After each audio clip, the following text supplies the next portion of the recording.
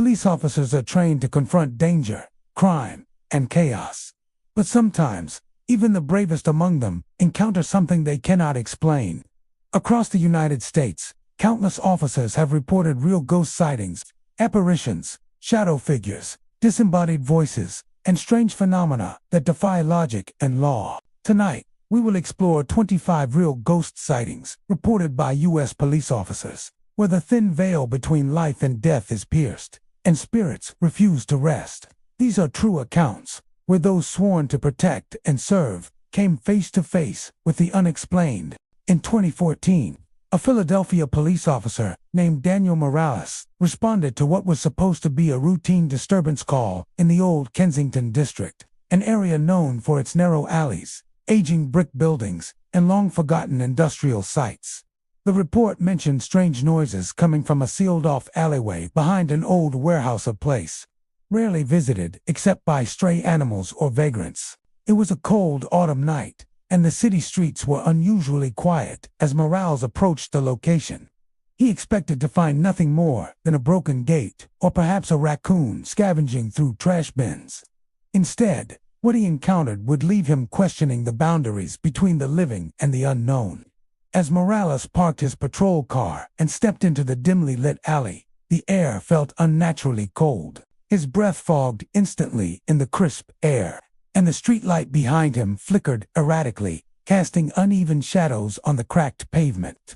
The alley stretched between two long-abandoned factories, their windows boarded up, and their doors sealed with rusted chains.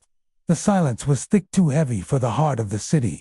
Then, he heard a soft scraping sound echoing from deeper within the alley, followed by what seemed like faint footsteps. Morales called out, identifying himself as a police officer, but no voice answered. His flashlight beam cut through the darkness, illuminating piles of debris, shattered glass, and graffiti-covered walls.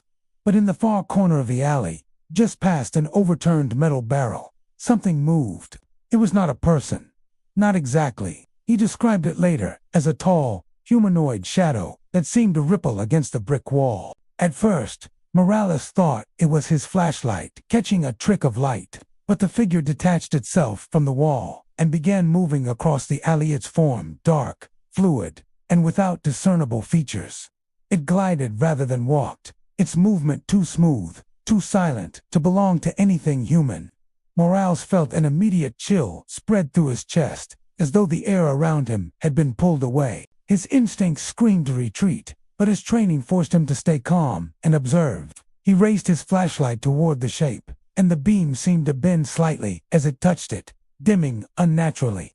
The shadow figure paused mid-motion, almost as if it had noticed him.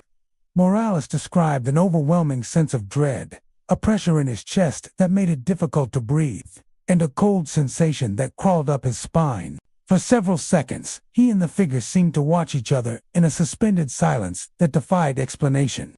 Then, just as quickly as it appeared, the figure vanished mid-step, dissolving into the air as if it had never existed. The temperature around him dropped sharply, and Morales stumbled backward, his flashlight flickering violently before shutting off completely. When he finally managed to radio for backup, his voice was trembling. When additional officers arrived minutes later, the alley was empty. No footprints were found, no signs of forced entry, and no evidence of any intruder. Yet, when they reviewed footage from nearby security cameras, the recordings confirmed what Morales had seen. The dark shape was visible for only a few seconds, moving across the alley before disappearing mid-stride. The image was grainy, but unmistakable, a humanoid shadow gliding against the walls, with no physical form and no logical explanation for its vanishing. The footage quickly became a topic of hushed conversation within the precinct. Some officers dismissed it as a malfunction, a glitch in the lighting or camera feed. Others who saw the raw video claimed it gave them chills, the way the figure seemed aware of Morales, turning toward him before dissolving into the darkness. For Morales himself, the experience was more than enough to haunt his thoughts long after that night. In the days following the encounter, Morales reported difficulty sleeping. He said he could still feel that same oppressive chill whenever he thought about the alley. He described vivid dreams of the shadow moving toward him, whispering without sound, its presence filling his mind like a heavy fog. Eventually, he requested a transfer to another district, unwilling to patrol near the site again. News of the incident reached local paranormal researchers, who investigated the area after the story quietly circulated online. Using temperature sensors and EMF meters, they detected irregular energy fluctuations near the same section of the alley where the figure had appeared. Cold spots registered several degrees lower than the surrounding air, even in the middle of summer. During one investigation, a digital recorder picked up a faint, low-frequency, hum barely audible to the human ear, along with what some claimed was the sound of heavy breathing. Historically, the area of Old Kensington where the encounter occurred had seen its share of tragedy. The warehouses once housed textile mills and metal workshops, dating back to the late 1800s. Several fatal accidents were recorded, their workers crushed by machinery or trapped in fires that consumed parts of the district. Local historians speculated that the site might carry residual energy from those events, energy capable of manifesting as shadow figures or apparitions. Skeptics, however, offered alternative explanations. Some argued that the phenomenon could have been caused by electromagnetic interference from the nearby power grid or the combination of low light and human perception under stress. The shadow, they suggested, was a psychological mirage, creation of the mind under the influence of adrenaline and fear. Yet, no scientific explanation could fully account for the recorded video, where the figure appeared to vanish mid-step in a manner that defied physics. To this day, the alley remains largely deserted after dark. Locals refer to it as the Hollow Way, a place where shadows seem thicker than elsewhere, where even stray cats avoid wandering. Occasionally, residents report hearing footsteps echoing when the street is empty or catching sight of a dark shape moving between walls. Most dismiss it as imagination, but those who've experienced it firsthand describe a distinct feeling, an unnatural cold and a deep, instinctive dread. The shadow figure of Philadelphia remains one of the city's most chilling modern mysteries, a silent, watchful presence, glimpsed only for moments, leaving behind fear, confusion, and a sense that something unseen lingers just beyond the edge of light. For Officer Morales, that single encounter redefined his understanding of reality. What he saw that night in 2014 may never be explained, but it serves as a stark reminder that in the city's oldest alleys, the darkness still holds secrets that refuse to fade. In the historic North End of Boston, Massachusetts, a series of mysterious occurrences have left even seasoned police officers questioning the boundaries of the natural world.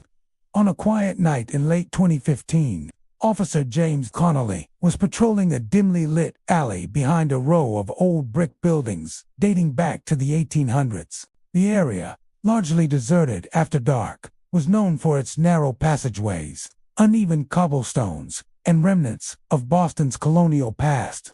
Connolly had been assigned to a routine night shift, checking for trespassers and disturbances, when he noticed something unusual near an old brick wall at the far end of the alley. At first, Connolly thought it was a homeless woman seeking shelter, but as he approached, he noticed she was dressed in clothing that looked distinctly out of place. Her attire resembled a long, flowing dress, typical of the 19th century, complete with a high collar and lace trimmings. The woman stood silently, her gaze fixed on the wall as if lost in thought. Her presence was ethereal, almost glowing faintly under the streetlight. Yet, she did not move as he drew nearer. Connolly called out, identifying himself as a police officer, and took cautious steps forward. The closer he got, the more he realized something was wrong.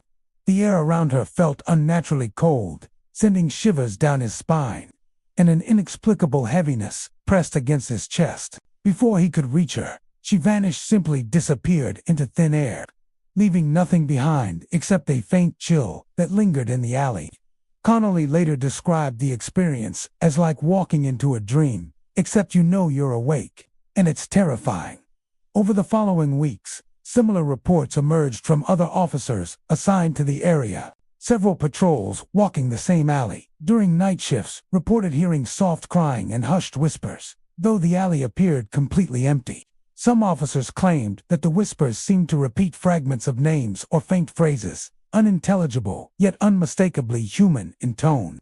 The crying was described as sorrowful, almost mournful, filling the alley with an emotional weight that left officers uneasy. Footsteps were sometimes heard echoing along the cobblestones. Yet no one was ever present when the sounds were investigated. Local historians and paranormal investigators have speculated on the origins of the apparition. The alley, part of Boston's oldest neighborhoods, had been witness to countless lives and tragedies over the centuries. Records indicate that several women living in the area during the 1800s suffered early deaths from disease or accidents, leaving behind stories that were whispered through generations. Some theorists suggest that the spirit may be one of these women, bound to the alley by unresolved grief or a traumatic event. The dress she wore, meticulously resembling 19th century fashion, adds weight to the idea that the apparition may indeed be a lingering presence from that era. Officers who encountered the apparition consistently describe the same chilling details.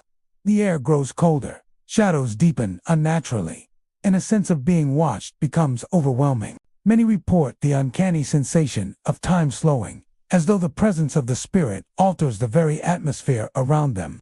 While none have reported aggressive behavior from the apparition, the emotional impact is undeniable.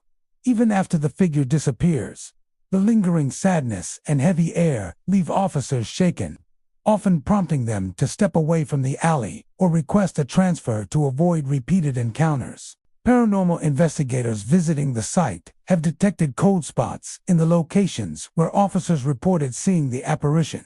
Audio recordings captured faint whispers that appeared to respond to questions, though the words remained largely indecipherable. Some thermal imaging revealed fleeting, human-shaped heat signatures, often appearing only for a few seconds before vanishing. The phenomenon suggests an entity that interacts with the living environment in subtle but perceptible ways, leaving both emotional and physical traces of its presence. The apparition has become a quiet but persistent topic among local patrols. Officers share their experiences in hushed tones, aware that outsiders might dismiss the accounts as stress or imagination. Yet, the consistency of the reports, combined with video, audio, and thermal evidence collected by investigators, has convinced many that something inexplicable truly exists in that alley. Witnesses describe it not as malevolent, but as mournful, a lingering soul caught between the past and the present, seeking acknowledgement in a city layered with history. Residents and visitors to the North End have occasionally experienced minor phenomena as well. People walking alone late at night report sudden drops in temperature, fleeting shadows at the edges of their vision, and the subtle echo of footsteps where none should be. While these experiences are often brief, they mirror the accounts of law enforcement officers, suggesting that the apparition may be an enduring presence tied specifically to the location rather than individual perception. The story of the Boston apparition exemplifies how urban environments with long, layered histories can harbor residual energies that manifest in unusual ways. Shadowy figures, whispers, and unexplained emotional impressions appear to bridge the gap between the living and the past, creating encounters that are both unsettling and fascinating. For Officer Connolly and others who have witnessed the phenomenon, the experience remains haunting, leaving an indelible impression of a presence that exists just beyond the veil of ordinary perception. To this day, the alley remains a place of caution for nighttime patrols. The apparition has not been captured clearly on modern video, yet the fleeting glimpses, whispers, and cries continue to punctuate the quiet nights of Boston's historic district. For those who pass through the alley, even during the day, there is a sense that the past lingers, not as a memory, but as an active presence, observing silently and waiting to be acknowledged. The apparition in Boston reminds us that in cities layered with centuries of life and death, history is never truly gone. It sometimes walks beside us, just out of sight, whispering its sorrow into the present. In the foggy, lantern-lit streets of San Francisco's historic districts, there are tales that refuse to fade, whispering of moments where the boundary between the living and the spectral grows thin. One such account came in 2016, when Officer Miguel Torres a veteran of the San Francisco Police Department, reported a phenomenon that would leave him shaken and questioning the nature of reality itself. It was a late winter night, the streets slick with recent rain, reflecting the dim glow of streetlights and neon signs. The city was unusually quiet, the usual hum of traffic and distant chatter muted by the heavy fog that rolled off the bay. Officer Torres was assigned a routine patrol, cruising down a largely deserted stretch near the old cobblestone roads of the North Beach neighborhood. These streets, lined with brick and stone buildings dating back to the late 19th century, carried with them the weight of history, their alleyways often shrouded in shadows. As Torres made his rounds, he noticed something strange in the distance, a faint, warm glow moving across the street ahead. At first, he assumed it was another officer with a flashlight, or perhaps a pedestrian carrying a lantern for some late-night delivery. But as he drew closer, the figure took on a more distinct form. Standing upright, it appeared humanoid, cloaked in light that seemed to radiate from its very being. In its hands was what looked like an old-fashioned lantern, its glow flickering yet remaining steady, casting long, wavering shadows across the wet pavement. Torres immediately slowed his vehicle and stepped out to investigate, his heart pounding in his chest. As he approached, the figure maintained its pace, gliding with a measured, almost deliberate movement. There was no sound, no footsteps, no rustle of clothing, nothing to indicate a living presence. The air around him seemed charged, colder than the surrounding fog, carrying a weight that pressed heavily on his shoulders. He called out, identifying himself as a police officer, hoping for some acknowledgement, but the figure did not react. The moment he reached within a few feet, the figure did something impossible. It dissolved. The lantern light dimmed and then evaporated, as if the figure were composed of mist rather than flesh and bone. In an instant, nothing remained but the fog swirling around him in the empty street. The sudden absence left Torres disoriented, the chill of the air still lingering, and a profound sense of being observed pressing down upon him. For a long moment, he stood frozen, unsure whether he had truly seen what he believed he had, questioning the reality of the encounter. Later, Torres recounted the event to his fellow officers and investigators. While some dismissed the sighting as a trick of the fog or reflections from streetlights, others who knew the officer well attested to the sincerity of his account. Torres, a disciplined and experienced officer, described the glowing figure in precise detail, the humanoid shape, the lantern in its hands, and the calm yet purposeful movement that was distinctly human, yet undeniably otherworldly. He reported feeling an emotional weight he could not explain, a mixture of awe, fear, and a deep, unshakable unease. Paranormal researchers visiting the area later attempted to investigate similar occurrences. They noted that the neighborhood, with its centuries-old architecture, narrow alleys, and fog-laden streets, provided an environment where residual energy or spectral manifestations could persist. Using thermal imaging, EMF detectors, and high-sensitivity audio recorders, investigators occasionally recorded anomalies and cold spots, faint electrical disturbances, and whispers too soft to fully discern. While none captured a glowing figure, as Torres had, the presence of unexplained energy in the area was undeniable.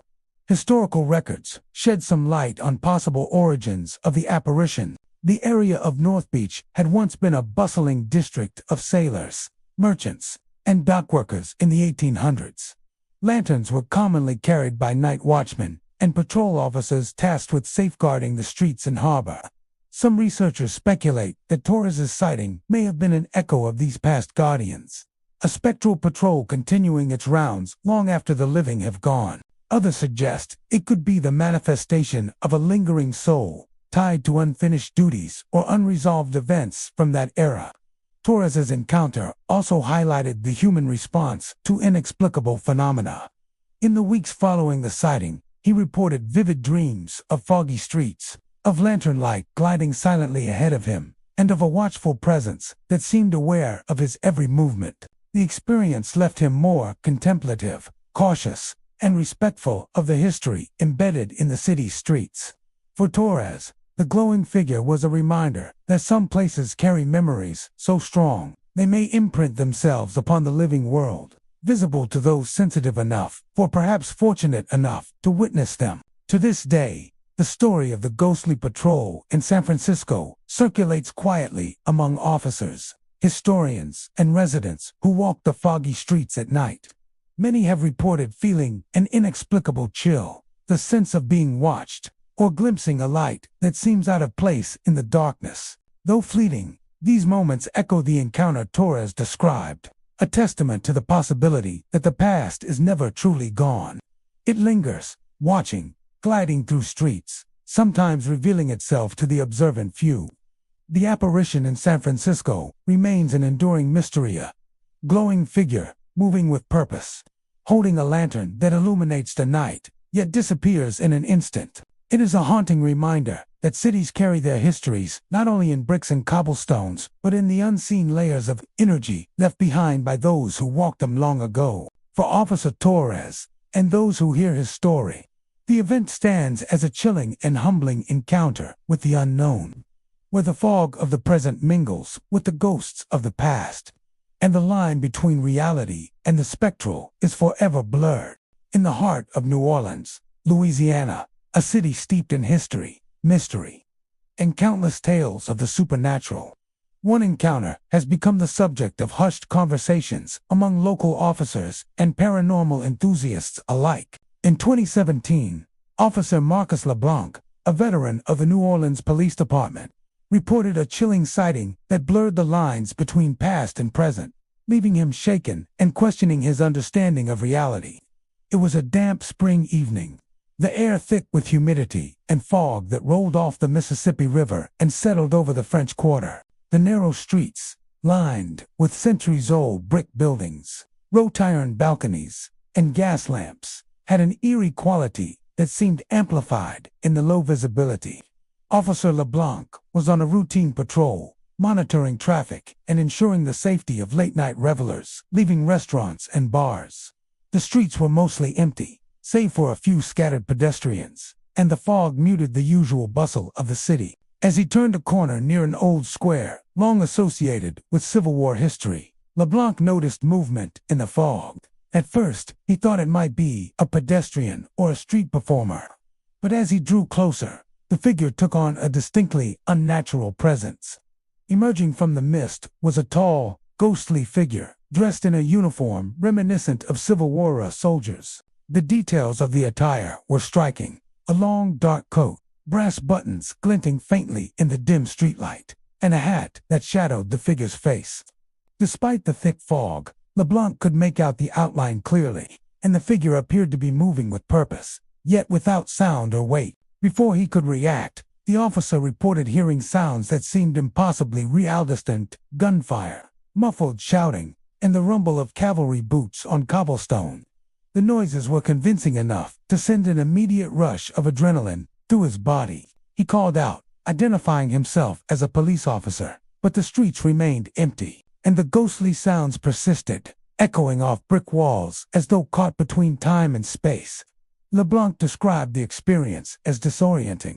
The fog seemed to thicken around the figure, obscuring parts of its form, yet the soldier continued to advance, gliding rather than walking, with an uncanny steadiness. The air around him grew noticeably colder, and he felt a pressure in his chest, a weight that seemed to accompany the presence of the figure. Then, as suddenly as it appeared, the soldier vanished into the mist, leaving behind only the echo of distant gunfire that slowly faded into silence. Shaken, LeBlanc radioed for backup and reviewed the nearby surveillance cameras. Although the fog made visibility difficult, the footage appeared to show a humanoid shape moving along the street, pausing, and then dissipating into thin air.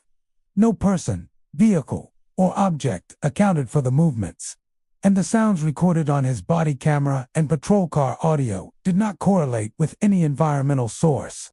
The scene was empty, the streets silent, yet the evidence left a lingering sense of an unseen presence. Over the following weeks, other officers patrolling the same streets reported similar experiences. Some heard footsteps or voices when no one was present, Others described seeing shadowy figures that seemed to vanish when approached. While skepticism remained, the consistency of the reports lent credibility to the claims. Particularly when combined with LeBlanc's detailed account, paranormal researchers, drawn to the area by the historical significance and repeated sightings, documented irregular electromagnetic activity, abrupt temperature drops, and faint audio anomalies corresponding to the officer's report.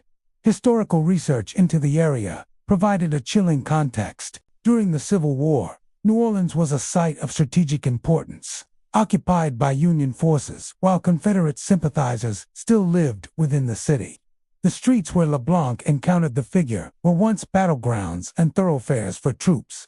Witnessing skirmishes, arrests, and untold suffering, many soldiers and civilians lost their lives nearby, and accounts from historical archives describe the chaos of gunfire and shouting echoing through the streets at night. Some historians and paranormal experts speculate that the figure may be a residual imprint of a soldier, replaying fragments of the past in the foggy streets of the modern city. LeBlanc himself has described the sighting as transformative. Even years later, he recalls the officer's uniform, the eerie weight of the air, and the sound of phantom gunfire as vividly as the night it happened. He reports that the experience changed his perception of New Orleans, making him more aware of the city's layered history and the possibility that its streets may be haunted not by malevolence, but by echoes of the lives that passed through them. Residents and visitors in the historic district have occasionally reported their own strange encounters. Some feel sudden chills or hear faint noises resembling gunfire or shouting late at night. Others glimpse figures in period attire fleetingly, vanishing into the fog as if tied to some long-forgotten moment. The accounts, though rare, echo the officer's experience, suggesting that the phenomena are not isolated but connected to the deep history of the area. The Phantom of New Orleans stands as a haunting reminder that the past never truly leaves. In a city built on layers of history, tragedy, and triumph, echoes of earlier times may surface in moments of quiet, in fog-laden streets, and in the observations of those alert enough to notice. Officer LeBlanc's encounter illustrates the delicate intersection of history and the supernatural, a moment where time itself seems to bend, allowing a soldier from the Civil War to emerge from the mist, walk among the living for a brief instant, and leave only the chilling memory of his presence behind. For those who walk the streets of New Orleans late at night, especially when the fog rolls in from the river and the gas lamps flicker in the distance, the story serves as a warning and an invitation. The city's past may still linger in the present, manifesting in ghostly figures, distant echoes, and the sense that some spirits have not yet moved on. The phantom soldier reminds all who witness him that history is never truly gone. It is always waiting, just beyond sight, in the foggy corners of the city, in the dense forests surrounding Portland, Oregon. The tall evergreens and thick underbrush hold secrets that few dare to uncover after dark. In 2018, Officer Rachel Simmons, a member of the Portland Police Department, experienced one such encounter while responding to a routine trespassing call that would leave her questioning the line between reality and the unknown. It was a cool, autumn evening, the kind when fog creeps low along the forest floor and the scent of damp earth mingles with the crispness of falling leaves. Simmons had been dispatched to investigate reports of someone walking through a private wooded area near the outskirts of the city. The property, largely undeveloped and surrounded by dense forests, was known for its hiking trails and occasional sightings of wildlife. At first, the officer expected little more than a hiker ignoring posted signs or perhaps a trespasser seeking shelter for the night. As she entered the forest, her flashlight cutting through the gathering darkness, Simmons immediately noticed an unnatural silence. The usual sounds of nocturnal creatures were absent. No rustling of small animals, no distant hoots of owls, no whisper of wind through the branches. The air felt heavier than normal, carrying a chill that seemed to seep into her bones, despite her uniform and jacket. She moved carefully along the faint trail, her senses alert for any sign of movement. Then, out of the corner of her eye, she saw a figure, darker than the shadows around it, standing between the trees. At first, she thought it was a trick of light or a fallen branch creating a silhouette, but as she focused, the figure began to move. It did not shift like a person walking through uneven terrain. Instead, it glided effortlessly, weaving through the trees without disturbing the leaves or brush. Its form was vaguely humanoid but undefined, a black mass that seemed to absorb the light of her flashlight rather than reflect it. Simmons called out, identifying herself as a police officer, her voice steady but tense. The figure did not respond, nor did it make any sound. As she stepped closer, a cold, unnatural wind swept through the clearing, pressing against her chest and making it difficult to breathe. The deeper into the forest she went, the more intense the chill became, until it felt as though the air itself had turned to ice. For several minutes, she followed the shadow as it moved, always maintaining a subtle distance, slipping between trees, and sometimes disappearing completely, only to reappear moments later, further along the path. Simmons described an overwhelming sense of unease, a feeling of being watched from all directions. It was as though the forest itself had become alive with the presence of the figure, bending her perception and filling her mind with a low, indefinable dread. Eventually, the figure vanished completely into the darkness, leaving behind nothing but the cold that lingered in the air and the faint impression of its presence. Simmons remained still for several moments, listening to the silence that had returned, but now it felt different, hollow and charged, as if the forest itself had been holding its breath. She carefully made her way back to the trailhead, her flashlight sweeping over the trees, yet seeing nothing more. When Simmons reported the encounter, fellow officers were skeptical at first. The area was known for wildlife, and some suggested her mind might have played tricks under the stress of darkness. However, her description of the figure's movement, the intensity of the cold, and the emotional weight of the encounter was consistent and detailed, leaving little room for simple explanation. She described the shadow as moving independently of the terrain, gliding with an unnatural grace, and leaving an inexplicable feeling of dread long after it disappeared. Paranormal researchers who later investigated the area noted unusual readings. Temperature sensors detected sudden, localized drops in the air, and EMF meters recorded brief, unexplained spikes, though no electrical sources were nearby. Witnesses attempting to traverse the forest reported sensations of being watched, and some captured fleeting shadows on infrared cameras, though nothing as defined as the figure Simmons had seen. The forest, it seemed, held a type of energy or presence that defied easy categorization. Historically, the wooded area has long been associated with folklore and legend. Indigenous stories spoke of guardian spirits and shadowy beings that roamed the forests, protecting certain areas or warning intruders. Later, settlers reported similar phenomena, describing unexplained cold spots, fleeting shadows, and feelings of being followed deep within the trees. While skeptics attribute these accounts to imagination or natural environmental factors, the consistency and recurrence of these experiences suggests something more: a persistent presence, tethered to the forest over time. Simmons herself noted that the encounter left a lasting impression. She reported occasional flashbacks of the shadow, sudden shivers while walking in similar wooded areas, and a heightened awareness of her surroundings at night. For her, the figure was not malevolent in an overt sense, but it carried a power that could not be ignored, a reminder of the forest's unknown depths and the mysteries that linger there. The story of the shadow in the woods serves as a cautionary tale for those who venture into Portland's forests after dark. While the woods are beautiful and serene by day, the night reveals an entirely different character, one where the familiar becomes strange, and the unseen may be closer than it appears. Witnesses consistently describe the same unsettling feelings: an icy chill, a sense of being watched, and fleeting shadows that move independently of any natural obstacle. For Officer Simmons, the encounter reinforced the idea that some mysteries cannot be explained by logic or training alone.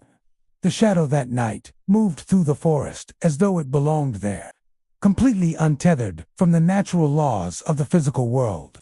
It disappeared without a trace, leaving only a lingering cold and the memory of a presence that was both impossible and undeniably real. The shadow in the woods remains a quiet legend among local law enforcement, hikers, and paranormal enthusiasts. Though most who enter the forest experience nothing, those few who glimpse the figure or sense its presence describe the same unmistakable feelings: chilling, cold, intense, unease, and the haunting impression that something watches silently from the darkness, waiting always just out of reach. It is a reminder that in Portland's forests, the line between the natural world and the unknown is fragile, and sometimes shadows move with a life of their own. In the quiet residential neighborhoods of Atlanta, Georgia, history often hides just beneath the surface, lingering in the spaces between the modern homes and streets. In 2019, Officer Daniel Hayes of the Atlanta Police Department experienced an encounter that would challenge his understanding of reality and spark stories among local law enforcement about a persistent, inexplicable presence. It was a late spring evening when Officer Hayes was dispatched to a call regarding a domestic disturbance in a historic part of the city. The sun had already set, leaving the streets bathed in the soft glow of streetlights, while a cool breeze carried the scent of magnolia blossoms from nearby yards. As he arrived, the house in question appeared quiet from the street, its front yard dimly lit and empty.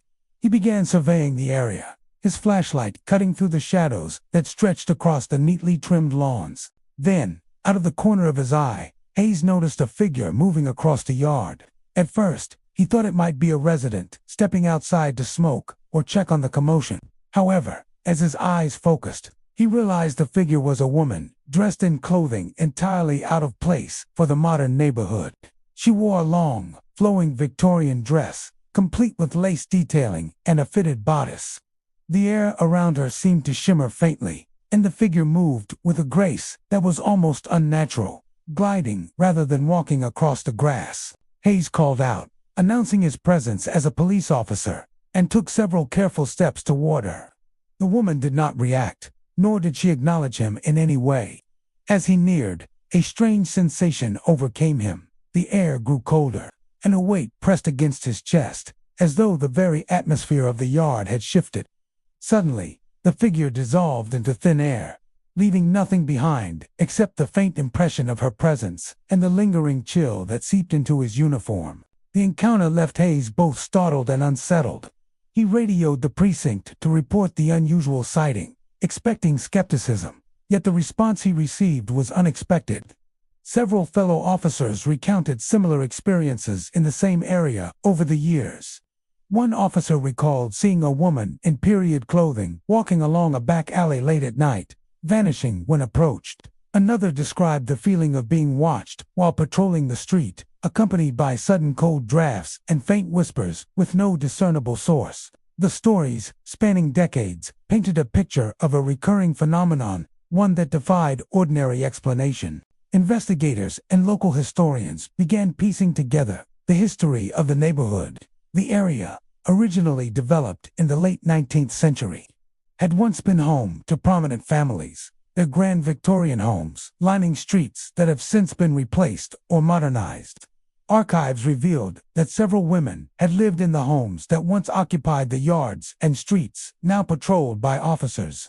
Some had died unexpectedly, their lives cut short by illness or accident, and local lore suggested that their spirits lingered in the areas they once called home. The phantom woman, dressed in Victorian attire, seemed to fit the profile of a residual presencer, figure replaying a moment from the past. Paranormal investigators visiting the neighborhood reported strange occurrences as well.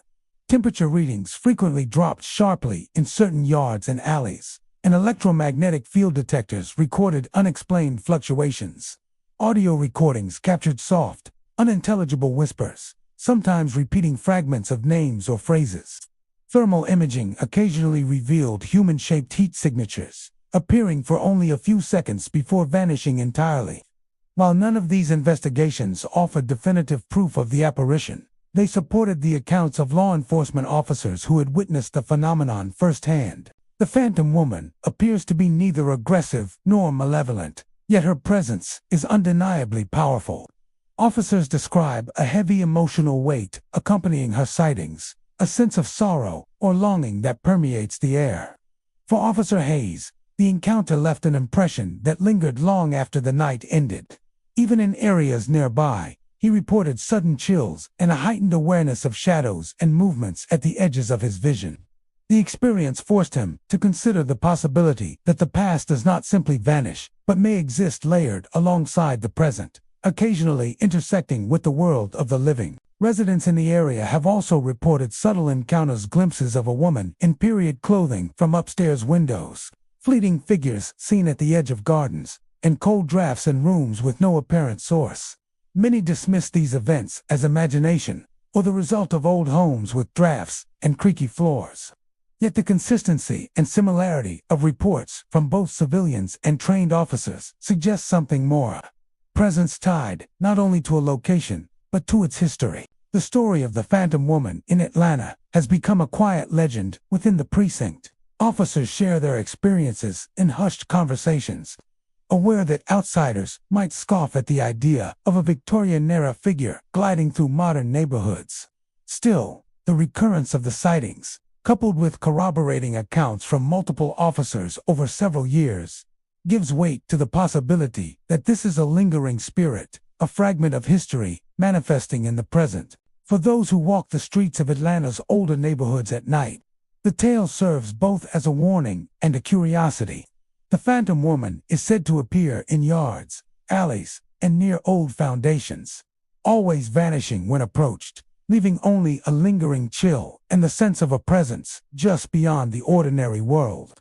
Her appearance is a reminder that cities with deep histories carry echoes of their past, sometimes walking quietly beside the living, reminding them that not all stories have ended, and that some spirits remain tied to the places they once knew intimately. The Phantom Woman continues to be an enigma, a spectral figure blending history, sorrow, and mystery.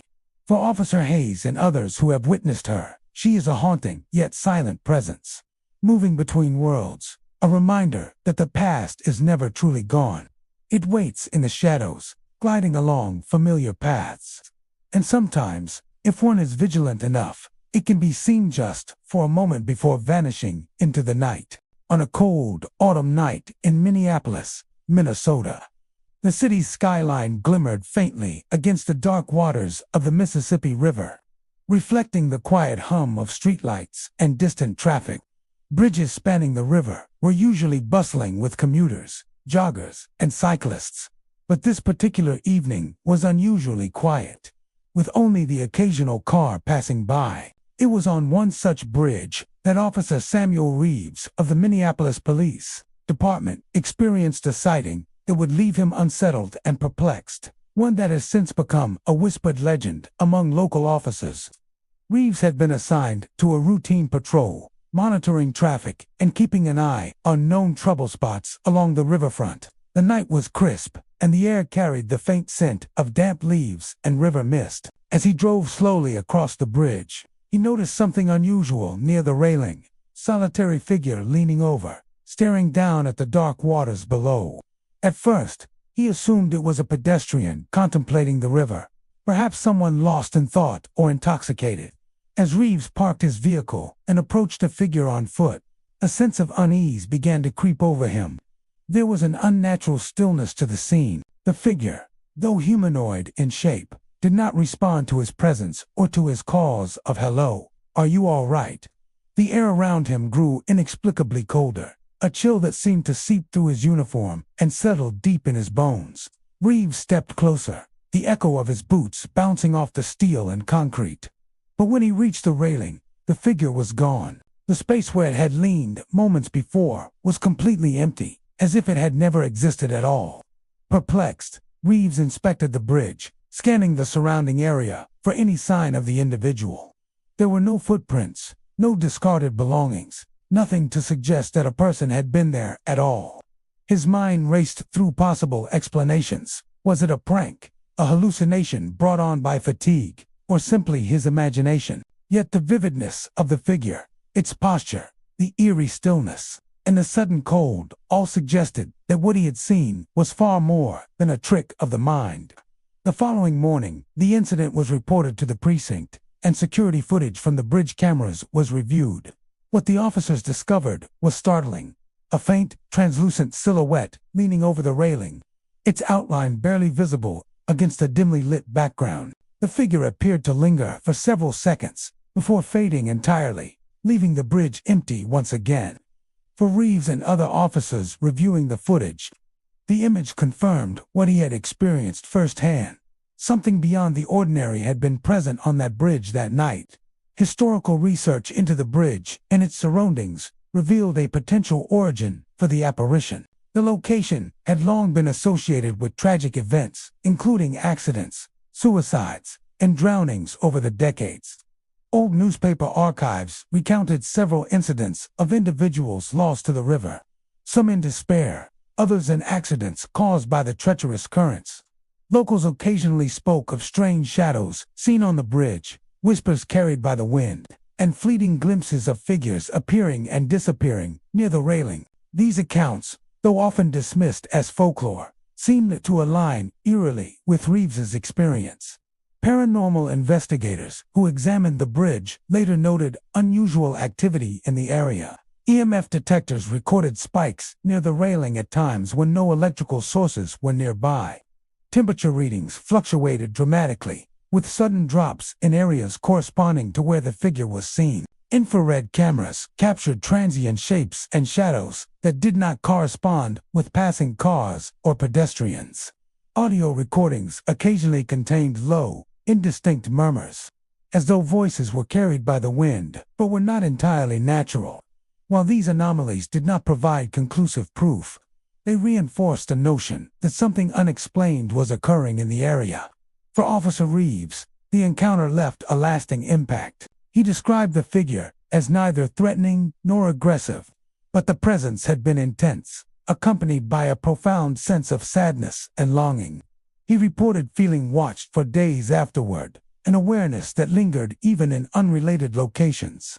The experience challenged his understanding of the world, leaving him open to the possibility that some locations may carry echoes of the past, imprinting themselves on the present. Other officers assigned to patrol the bridge over the years have reported similar experiences. Some speak of fleeting shadows seen from their vehicles, sudden chills on warm nights, or the feeling of being observed when no one else is around. These repeated accounts suggest that the specter is not limited to a single sighting, but is an ongoing presence, one that may be tied to the many lives affected by the river and its surrounding infrastructure over the decades. Residents and pedestrians who cross the bridge late at night occasionally report the same unsettling experiences. Brief glimpses of a figure leaning over the railing, cold drafts in otherwise still air, or a vague feeling of unease, as though someone unseen is watching. While skeptics attribute these sensations to imagination or environmental factors, the consistency and specificity of the reports, especially from trained law enforcement officers, make a compelling case for a phenomenon that defies ordinary explanation. The specter on the Minneapolis Bridge is a haunting reminder of the city's layered history. It embodies the intersection of past and present, tragedy and memory, visible only to those who encounter it under certain conditions. For Officer Reeves, the sighting was a moment that challenged his perception of reality and left him with a profound respect for the mysteries that may linger in familiar places. The bridge remains a quiet focal point for those who seek to understand the unexplained. Those who walk or drive across it late at night are often warned to remain observant, to respect the history carried in the steel and stone, and to consider that sometimes the past does not remain buried. On certain foggy or still nights, the faint outline of a figure may appear, leaning over the railing, reminding all who see it that the unseen is never far away, and that the city's shadows can carry whispers from long ago. The phantom on the bridge endures as an enigmatic presence, silent, sorrowful, and fleeting, merging from the mist to remind those who cross that some histories cannot be forgotten. Some tragedies echo through time, and sometimes spirits linger where the living least expect them to appear. On a chilly spring evening in Chicago, Illinois, the streets of the city's older neighborhoods were quieter than usual, with only the occasional hum of traffic or distant sirens breaking the silence. The alleys, lined with brick buildings and chain-link fences, carried the faint scent of damp concrete and spring rain. It was in one such alley that Officer Michael Reynolds of the Chicago Police Department encountered something that would haunt him and fellow officers for years to come, a sighting that defied logic and left an indelible impression on those who witnessed it. Reynolds had been dispatched to investigate a report of suspicious activity in the area, a routine call that, on any other night, would have likely been resolved with little fanfare. As he patrolled the alley, flashlight cutting through the dim shadows, he noticed a small figure walking ahead, moving slowly and hesitantly along the uneven pavement. What struck Reynolds immediately was the child's demeanor, lost, frightened, and utterly silent. The figure walked with a careful, almost tentative pace, glancing over its shoulder as if aware that someone or something might be following. Reynolds called out gently, identifying himself as a police officer and asking if the child needed help. The figure did not respond. He stepped closer, his boots echoing against the concrete walls of the alley, and reached out, intending to guide the child to safety. As he approached, the child suddenly vanished. One moment it was there, small and tangible, and the next, nothing remained but the empty alley and the echo of his own footsteps. Shaken, Reynolds surveyed the area carefully. There were no doors ajar, no hidden corners where a child could have quickly disappeared. The alley was devoid of anyone else, and the silence that followed was heavier, almost oppressive. He radioed for backup, describing the sighting in detail, but the dispatcher heard only the uncertainty in his voice, and no other reports came in from nearby officers at the time. In the weeks following the encounter, more strange occurrences were reported in the same area. Residents who walked through the alley in the evening claimed to hear a child laughing, soft footsteps behind them, or the faint sound of a ball bouncing against the walls. Yet when they turned to look, no one was there. These experiences were particularly unnerving because the alley had no homes with children, and no playgrounds or schools were nearby. The sounds seemed to exist independently of any physical source, appearing and disappearing without warning. Local historians and paranormal researchers took an interest in the alley after Reynolds' account and the subsequent reports.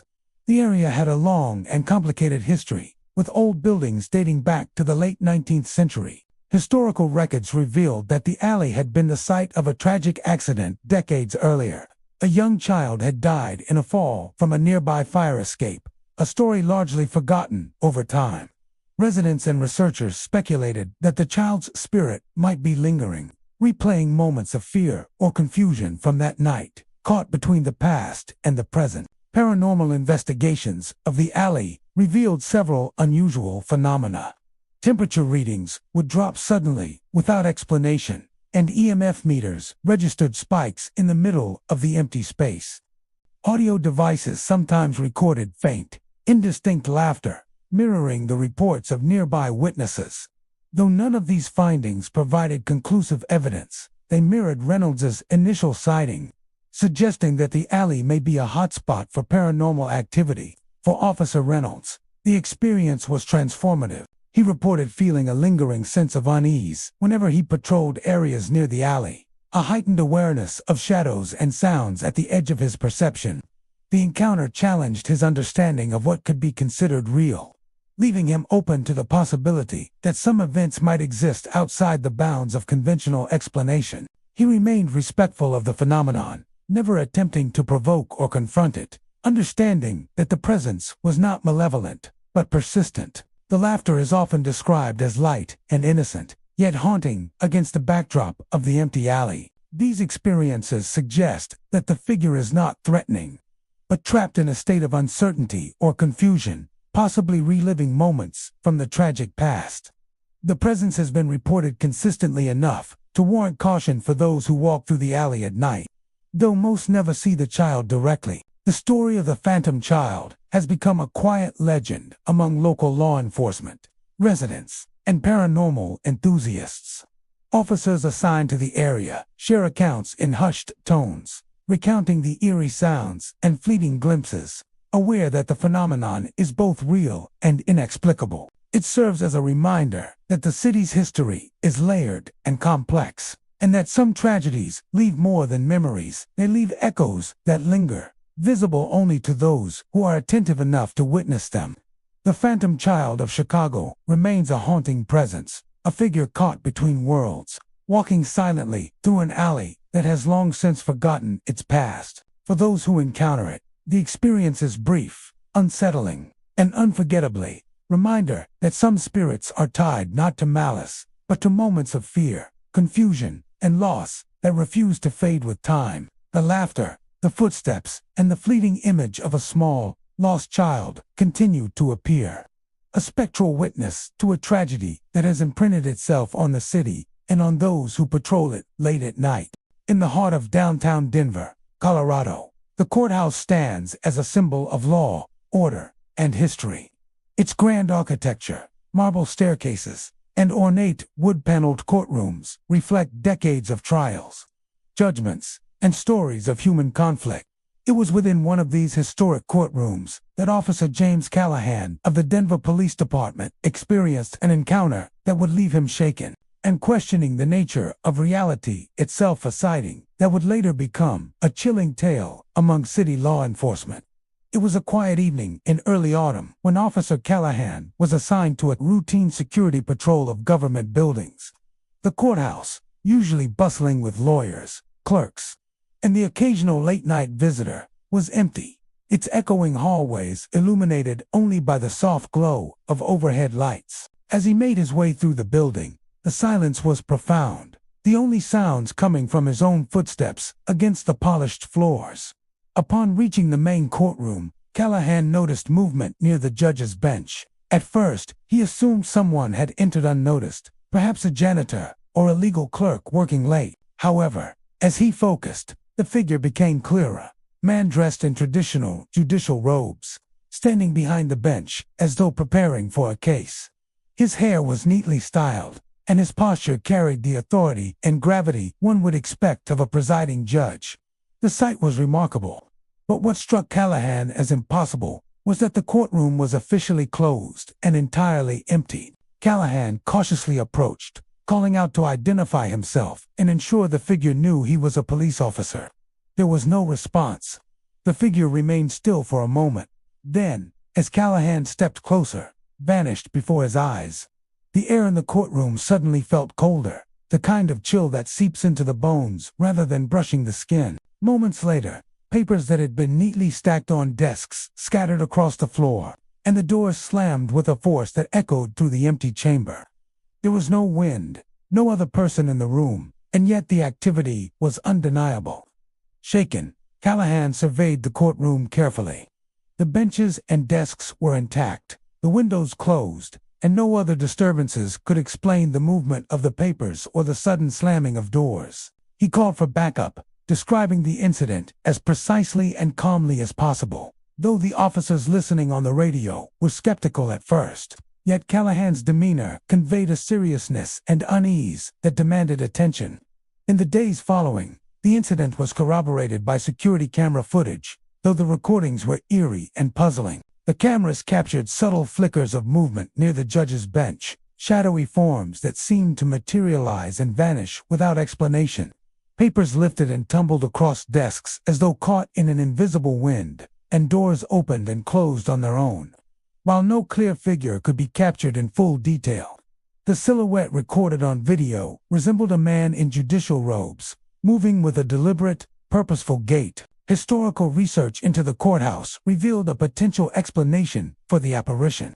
The building, constructed in the early 20th century, had seen hundreds of trials, from civil disputes to high-profile criminal cases. Records indicated that one judge, known for his strict demeanor and dedication to justice, had served in the courthouse for decades and passed away while still in office. Employees and locals reported hearing stories of his presence lingering in the courtroom long after his death. Some claimed he remained vigilant, ensuring the integrity of proceedings even from beyond the grave. Paranormal investigators who later examined the courtroom noted several anomalies. Temperature readings frequently dropped without cause, sometimes as much as 20 degrees in localized areas. Electromagnetic field meters recorded spikes near the judge's bench, though no electronic devices were nearby. Audio equipment picked up faint voices, often indistinct, whispering names or legal terminology in hushed tones. While these findings did not constitute definitive proof, they aligned with Officer Callahan's first-hand experience, suggesting a lingering presence tied to the history of the courtroom. For Callahan, the encounter left a lasting impression. He described the apparition as solemn, authoritative, and strangely detached, as though the judge's spirit were performing an eternal duty. Though the presence was not overtly threatening, it carried a weighty sense of judgment, a reminder that some entities may remain bound to the spaces they once inhabited, particularly those imbued with strong purpose or emotion. Other courthouse personnel have reported similar experiences over the years: doors slamming, papers mysteriously shifting, faint footsteps echoing across empty hallways, and glimpses of a figure behind the bench during late-night work. Many of these accounts describe the same chilling combination of cold air, sudden movement, and the unmistakable feeling of being observed by an unseen authority. The consistency of these experiences suggests that the phenomenon is tied to the courthouse itself, and not isolated to a single witness. Locals and visitors who venture near the courthouse after hours often remark on the eerie atmosphere. Some claim to hear whispers and see fleeting shadows in the courtroom windows, while others sense a sudden chill when passing the building's entrance. Though skeptics attribute these occurrences to natural drafts, building creaks, or imagination, the specificity and consistency of the sightings, especially those by trained law enforcement officers, lend credence to the notion that the courthouse is home to something beyond ordinary understanding. The ghost in the Denver courthouse endures as a silent sentinel, a figure tied to the weight of law, order, and decades of human drama. It is said that on quiet nights, the judge continues to oversee the courtroom, moving through the space with careful attention, leaving only cold air, scattered papers, and an impression of authority in his wake. For those who encounter him, the experience is unsettling, yet unspurring, reminder that some spirits remain tethered to their purpose, bound to the spaces where they once served, and forever walking the line between the world of the living and the unseen. The apparition serves as a testament to the history of the courthouse and the lingering presence of those who shaped it. Officer Callahan's encounter remains one of the most documented and compelling accounts of paranormal activity in Denver. A story shared quietly among colleagues and investigators alike. The phantom judge, with his robes, silent vigilance, and the inexplicable movements he causes, continues to haunt the empty courtroom, a ghostly guardian of justice that refuses to rest. On a humid evening in Houston, Texas, the sprawling downtown district was bathed in the glow of streetlights and neon signs, the city alive with movement and noise. In one of the older, multi-level parking garages, tucked between office buildings, Officer Carlos Medina of the Houston Police Department encountered something that would challenge his understanding of reality and leave him questioning what lurks in the shadows. It was late in the evening when Medina was dispatched to investigate a reported break-in at a commercial building adjacent to the garage. The garage, dimly lit and largely empty at this hour, stretched over several levels. Concrete pillars, casting long, angular shadows across the rows of parked vehicles. The air smelled faintly of oil, concrete dust, and the lingering heat of the day. Medina entered the garage cautiously, flashlight in hand, scanning the rows of cars for signs of forced entry or a fleeing suspect. That's when he noticed it's a dark, humanoid shape moving between the pillars. The figure was indistinct, almost blending with the shadows, yet unmistakably human in form. It moved deliberately, gliding rather than walking, weaving between cars with a fluid, unnatural motion. His training immediately told him to approach, but there was something about the figure that caused a deep unease to settle in his chest. He called out, identifying himself as a police officer, and stepped closer, his boots echoing against the concrete. The figure froze for a moment, almost as if it were aware of being observed. Then, just as Medina closed the distance, it vanished. 1 second it was there. The next, nothing remained, no trace, no footprints, no movement to suggest an exit. The surrounding pillars and cars were still, the air stagnant, except for the chill that seemed to linger where the figure had stood. Confused and alert, Medina moved through the garage, checking every aisle, every corner, and every shadow, but the space remained empty. No doors were open, no windows broken, and no other individuals were present.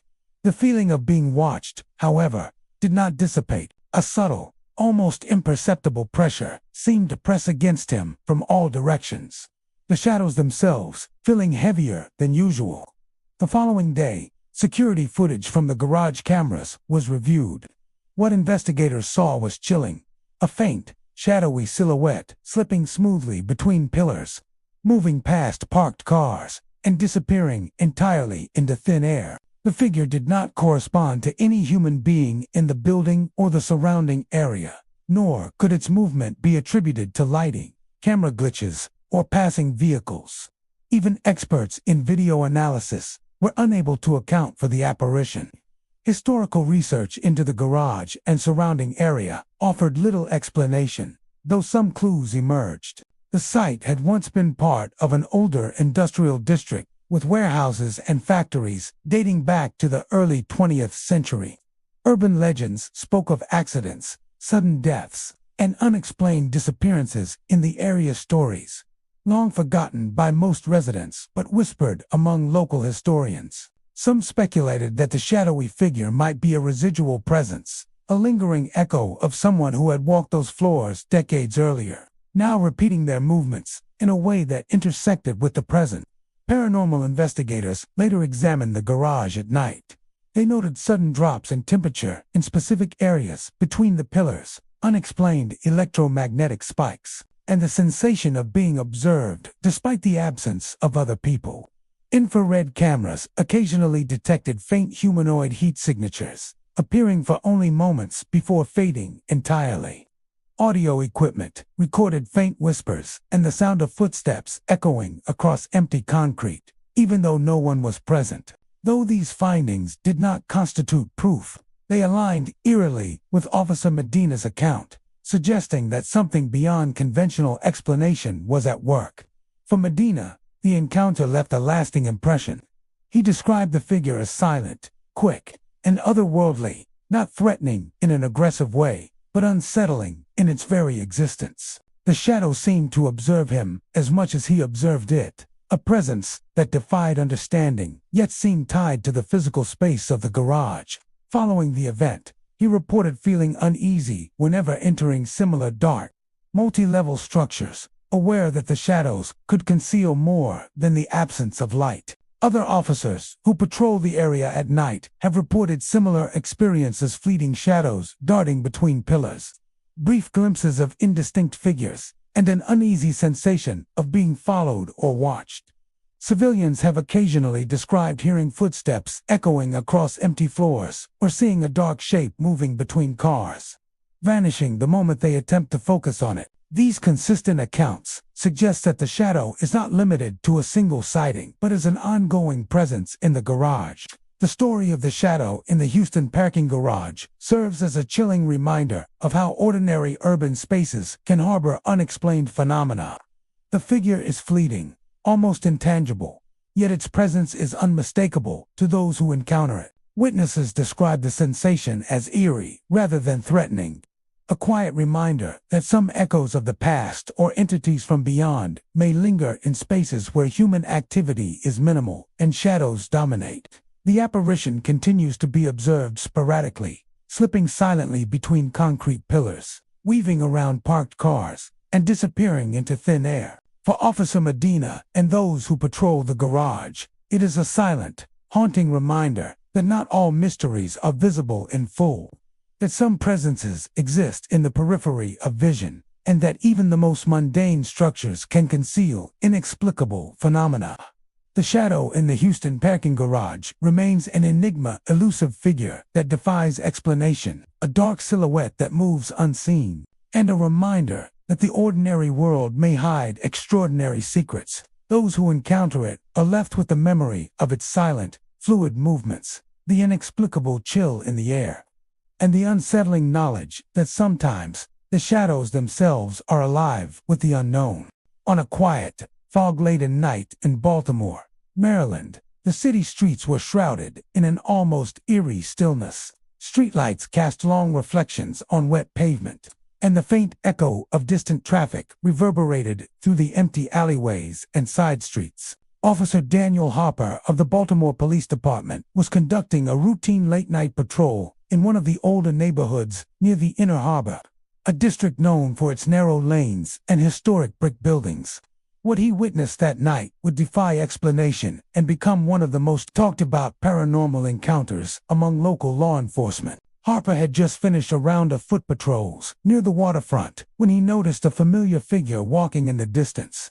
The man was dressed in standard Baltimore police uniform, moving with a steady rhythm, patrolling the area just as Harper himself was doing. At first, Harper assumed it was another officer assigned to the beat.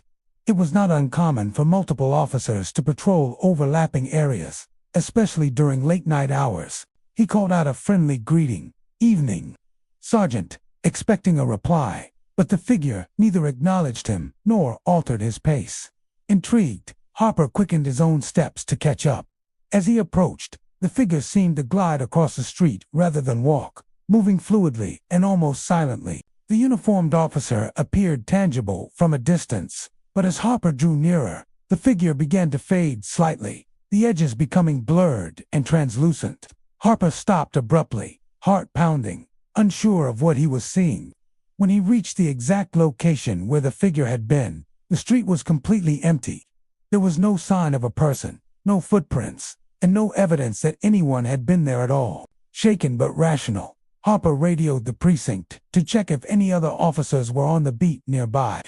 He was informed that Sergeant Mitchell, the officer he had just seen, had been on vacation all week and was currently out of town. Harper's pulse quickened as he realized he had seen what appeared to be a fully uniformed officer patrolling a beat where no one should have been present. Later that night, the precinct reviewed security footage from the area. The cameras captured a translucent figure pacing the streets, walking past alleyways and around corners in the exact manner Harper had described. The figure resembled a uniformed officer, but lacked the solid, tangible appearance of a living person. It moved purposefully, as though following the routines and responsibilities of a patrol officer, yet it was not connected to any known officer's schedule. Over the following weeks, other officers who patrolled the same sector reported strange encounters. Others described hearing the soft shuffle of boots on pavement, the faint jingle of keys, or the click of a flashlight swinging past their peripheral vision. While no officer reported feeling threatened, the presence carried a weighty, uncanny air, almost as if the figure was compelled to maintain its patrol despite being out of the realm of the living. Historical research into the neighborhood provided additional context for these unusual sightings. The area had been part of Baltimore's urban core for over a century, a neighborhood that had seen its share of crime, accidents, and dedicated law enforcement officers. Records revealed that, decades ago, an officer had been tragically killed in the line of duty near the waterfront streets where Harper had his encounter. Though the officer's death was documented and honored at the time, some speculate that a lingering imprint of duty could persist in locations tied to law enforcement, manifesting as residual activity in familiar patrol areas. Paranormal investigators who later examined the streets noted several anomalies. EMF detectors registered spikes in areas corresponding to where the phantom officer had been observed, and temperature readings showed abrupt drops, sometimes of several degrees, without any environmental cause. Surveillance cameras occasionally captured ghostly movements or semi-transparent figures that seemed to obey invisible routines. Audio equipment recorded faint, indistinct murmurs and the shuffle of footsteps on pavement, even in the absence of any physical person. For Officer Harper, the experience had a lasting effect. He described the figure not as threatening, but solemn and deliberate, an embodiment of duty persisting beyond life. He often recalled the steady, rhythmic pace of the patrol, the faint glimmer of uniform buttons under the streetlights, and the inexplicable certainty that he had witnessed a presence fully aware of its responsibilities. The event prompted him and other officers to consider that law enforcement work, marked by strict routines and dedication, might leave a residual impression on the locations where officers once walked their beats. Subsequent reports of the phantom officer continued sporadically. Some described the figure as appearing near intersections, walking alongside buildings, or pacing empty alleyways, always following a path that mirrored standard patrol routes. Others noted that the apparition was visible only for brief moments and tended to vanish as officers drew near, leaving only the faint impression of a presence and the unsettling feeling of being observed by someone unseen. The story of the Baltimore Phantom Officer has become a whispered legend among law enforcement in the city. It is a tale shared quietly during shift briefings, over coffee, or in the break rooms of precincts, a reminder that some histories are not confined to the past, that some duties are so ingrained that they persist beyond the boundaries of life, and that the streets we walk may sometimes be patrolled by those who are no longer among the living. For those who walk the foggy streets near Baltimore's Inner Harbor late at night, the sight of a uniformed figure pacing silently along the sidewalks is both a chilling and reverent reminder.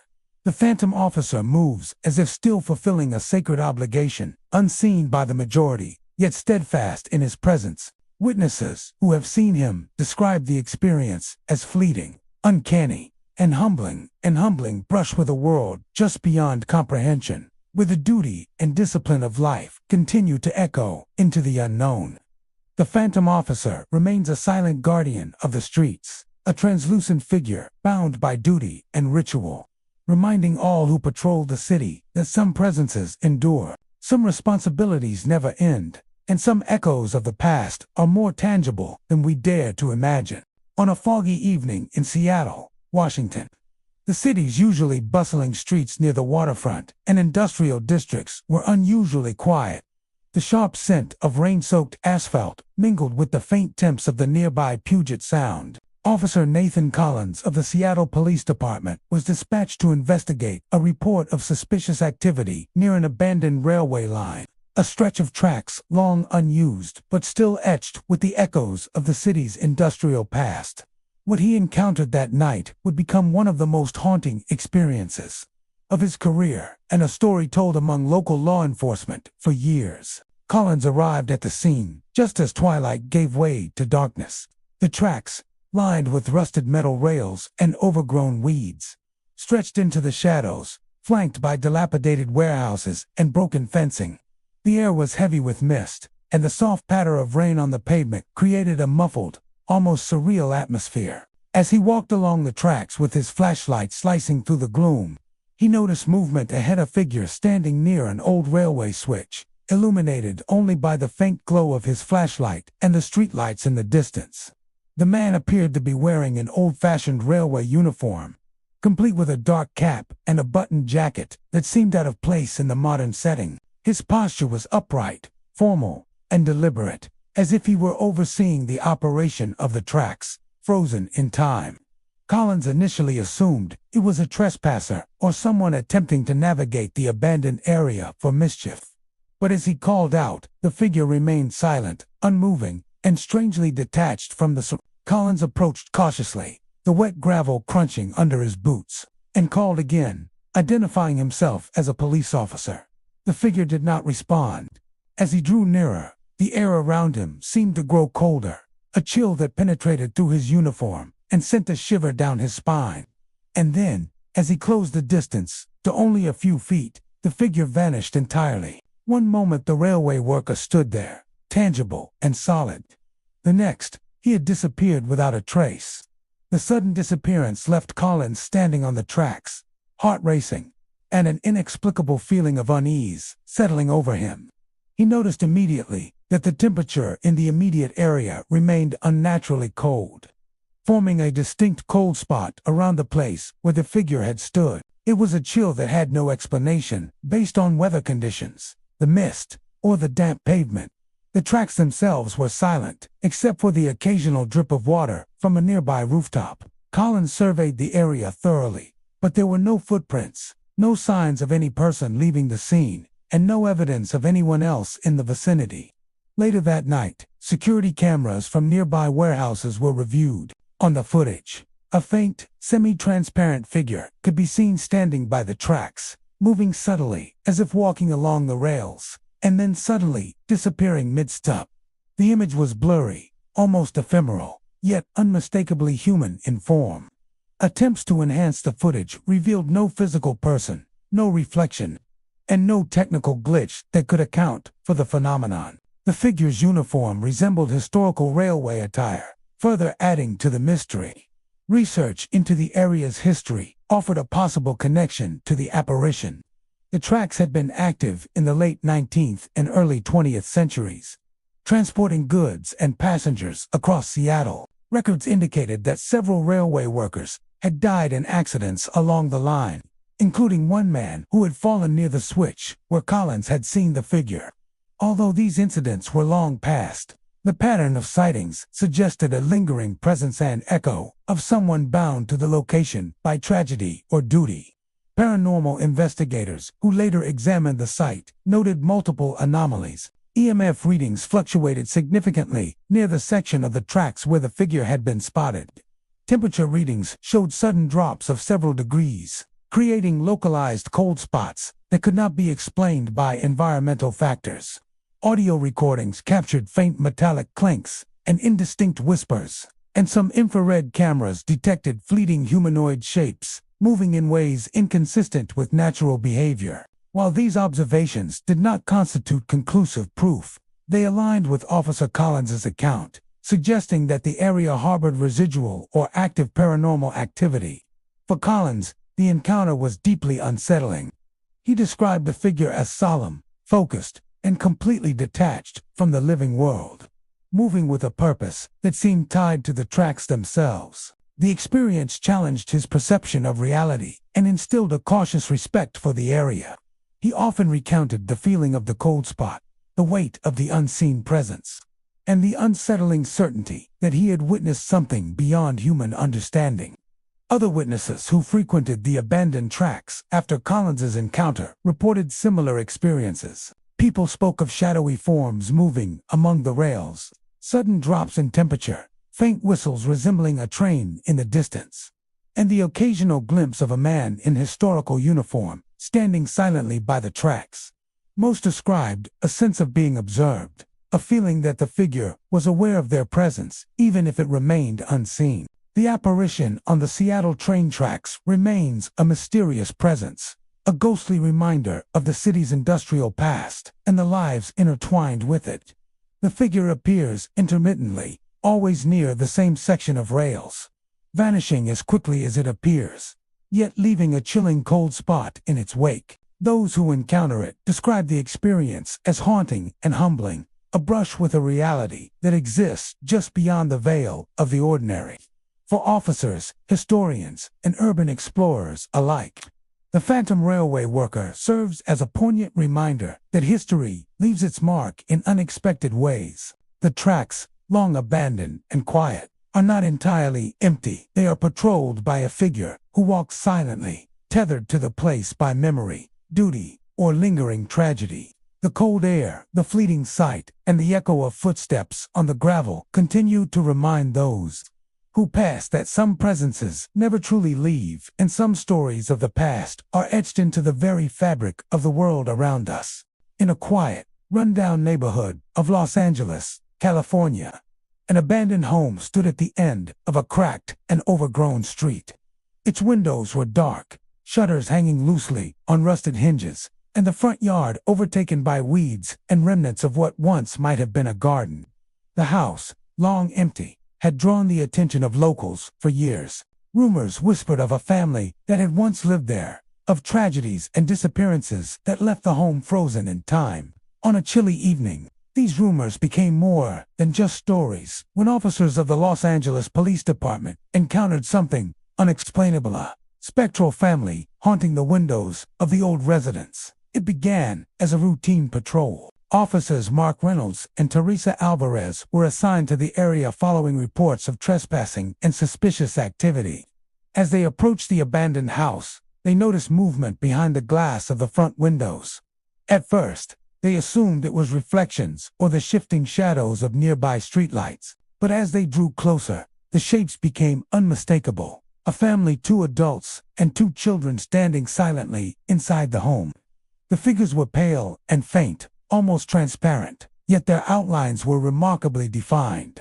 The officers reported an immediate sense of unease as they observed the figures. The family appeared to be dressed in early 20th century clothing, the adults wearing formal attire and the children in old-fashioned dresses and suits. Their movements were subtle, almost ritualistic, as if frozen in a moment of daily life, gazing outward through the dusty windows with vacant, sorrowful expressions. Despite the decades that had passed since the home was occupied, the officers felt as though they were looking into another time, a ghostly echo of lives once lived. Reynolds and Alvarez attempted to make contact, stepping onto the front walkway and calling out, "Hello, is anyone there?" Their voices carried softly into the still night, yet the figures remained silent, unmoving except for the faintest sway, as if caught in a spectral breeze. When the officers reached the door and peered inside, the family vanished without a trace. The air immediately felt different. A lingering chill swept across the porch, and a faint aroma of roses and candle smoke hung in the air, unexpected in a house long abandoned. The smell was subtle, sweet, and slightly pungent, leaving an impression of something sacred or ceremonial. Intrigued and disturbed, the officers called for backup and secured the scene to investigate further. Surveillance footage from nearby buildings later captured glimpses of the family through the windows, the figures flickering in and out of existence like images in an old film reel. No one had entered or exited the house during the time of the sightings, and no logical explanation could account for the appearance of the figures. The footage revealed subtle, human-like motions, the adults shifting slightly, the children moving their heads, but always remaining ghostly, semi-transparent, and disconnected from the physical world. Historical research provided context that made the encounters even more unsettling. The home had been constructed in the 1920s and had been the site of a series of personal tragedies. Census records indicated that a family of 4 had lived there during the early years of the house, and newspaper archives documented the sudden death of the parents in a house fire, leaving the children orphaned. While the children were placed in foster care, the home remained empty for decades, eventually falling into disrepair. Locals speculated that the family never truly left, bound to the home by trauma and unfinished life. Paranormal investigators, who later examined the site, noted several unusual phenomena. Temperature readings fluctuated wildly near the windows where the family had been seen, dropping several degrees inexplicably. EMF detectors recorded intermittent spikes, suggesting the presence of an unseen energy source. Audio equipment captured faint, indistinct whispers that seemed to rise and fall in cadence with imagined conversations. Investigators also reported experiencing sudden chills and the unmistakable scent of roses and candle smoke, confirming what the officers had felt firsthand. For Reynolds and Alvarez, the encounter left a lasting impression. Both described the sense of sadness emanating from the figures, a quiet mourning that seemed tied to the house and its tragic history. The ghostly family was not malevolent. There was no sense of threat, only the lingering echo of lives interrupted, the sorrow of untold stories trapped in the confines of the old home. The officers often spoke of the experience as haunting yet poignant, a glimpse into a past that refused to fade entirely. Other patrol officers reported similar sightings over the following weeks. Drivers passing the abandoned home at night sometimes claimed to see shadowy figures moving behind the windows, or felt an inexplicable chill when near the property. Some reported faint whispers or the smell of roses drifting through the air as they walked past. The consistency of these accounts, coupled with the official police encounter, suggested that the presence of the ghostly family was persistent and localized, tied intimately to the structure and history of the house. The ghostly family in Los Angeles remains a quiet, enigmatic presence. Their appearances are fleeting, often disappearing when approached, yet leaving traces that are undeniable.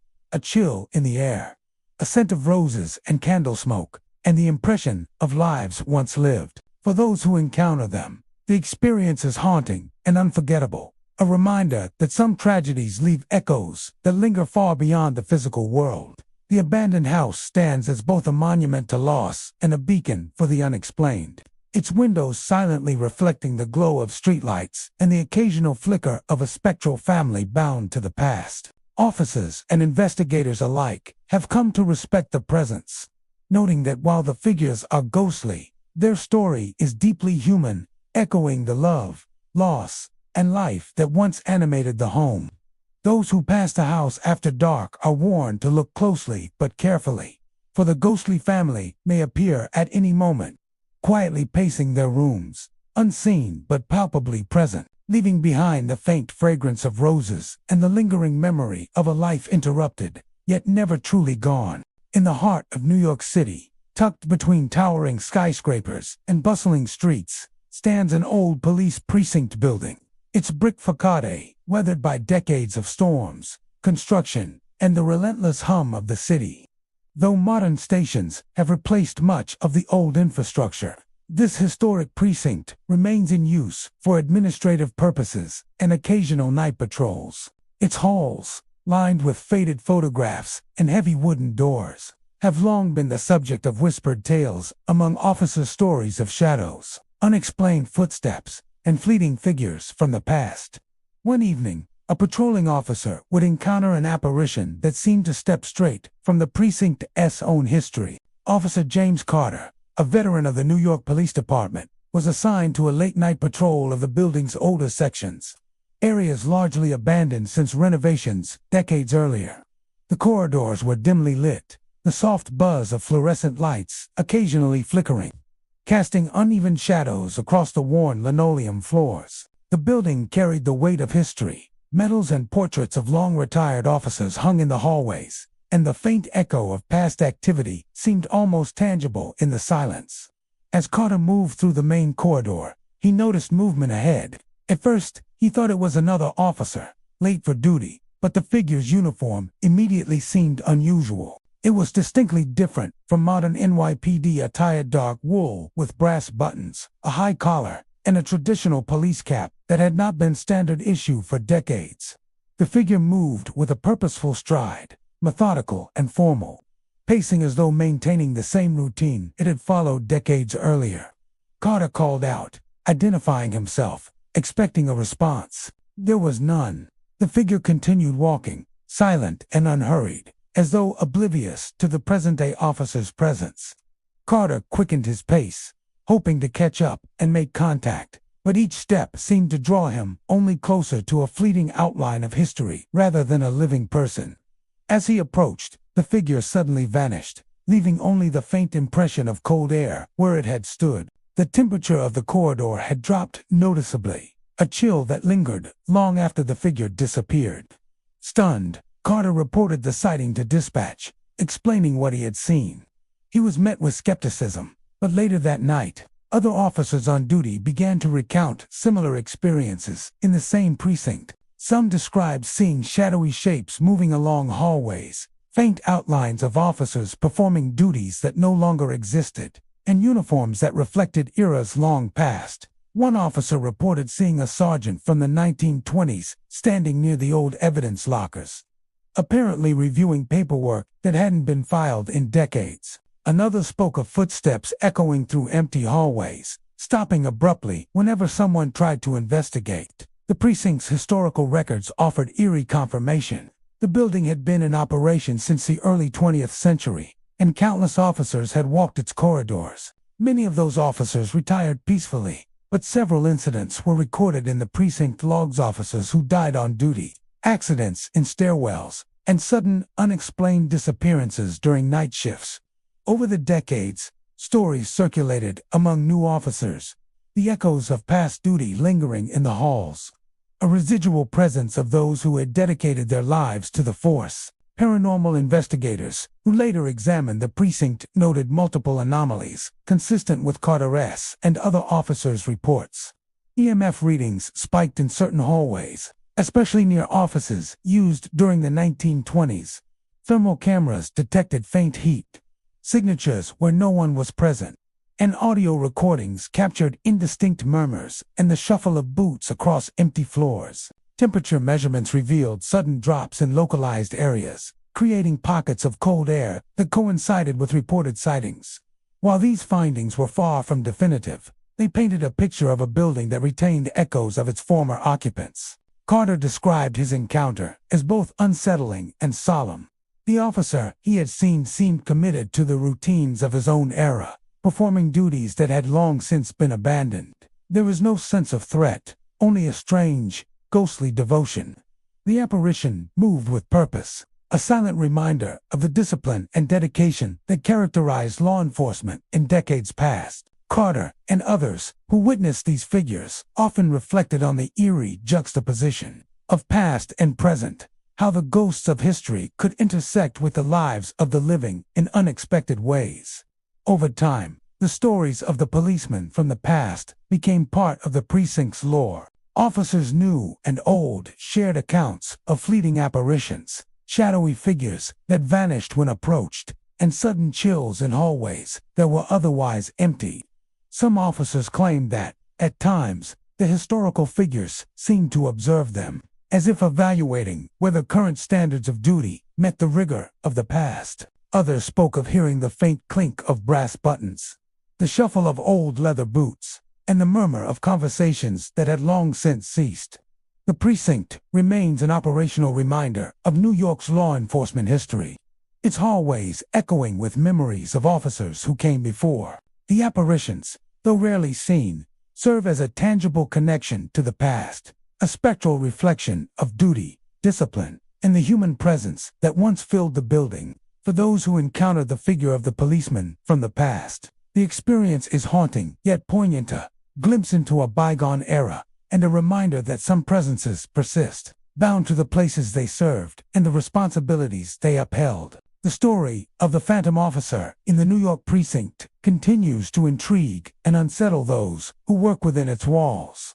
Whether a residual energy of the past or an actual apparition tied to history, the figure is a silent observer, moving through hallways as though the decades had never passed. Officers who patrol the building at night do so with heightened awareness, knowing that the past may still walk beside them, unseen but undeniably present.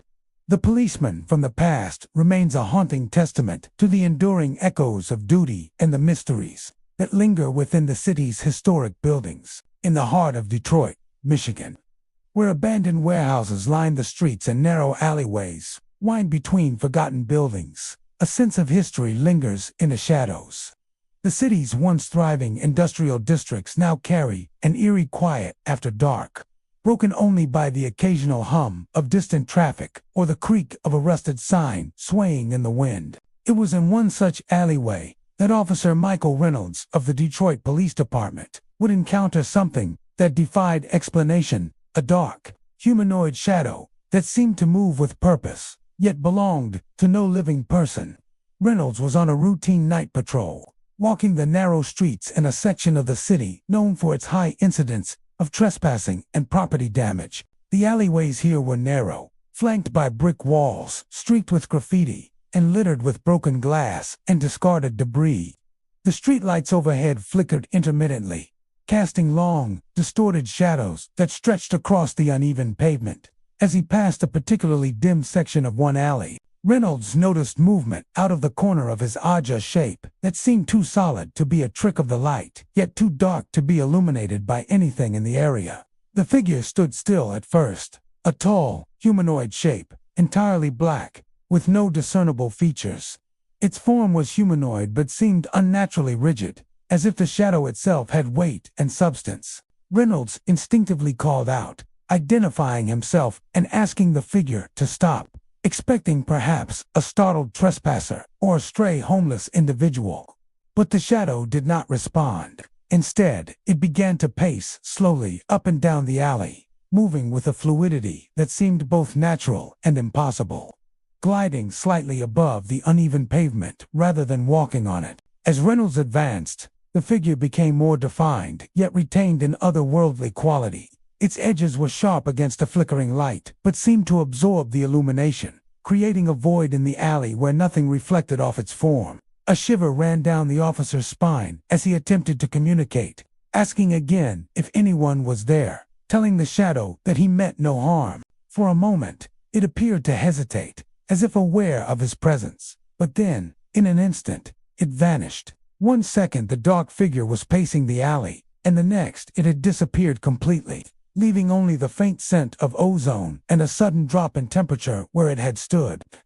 Reynolds carefully scanned the alley, checking behind dumpsters, against walls, and beneath fire escapes, but found nothing. There were no footprints, no disturbed debris, and no evidence of a physical presence at all.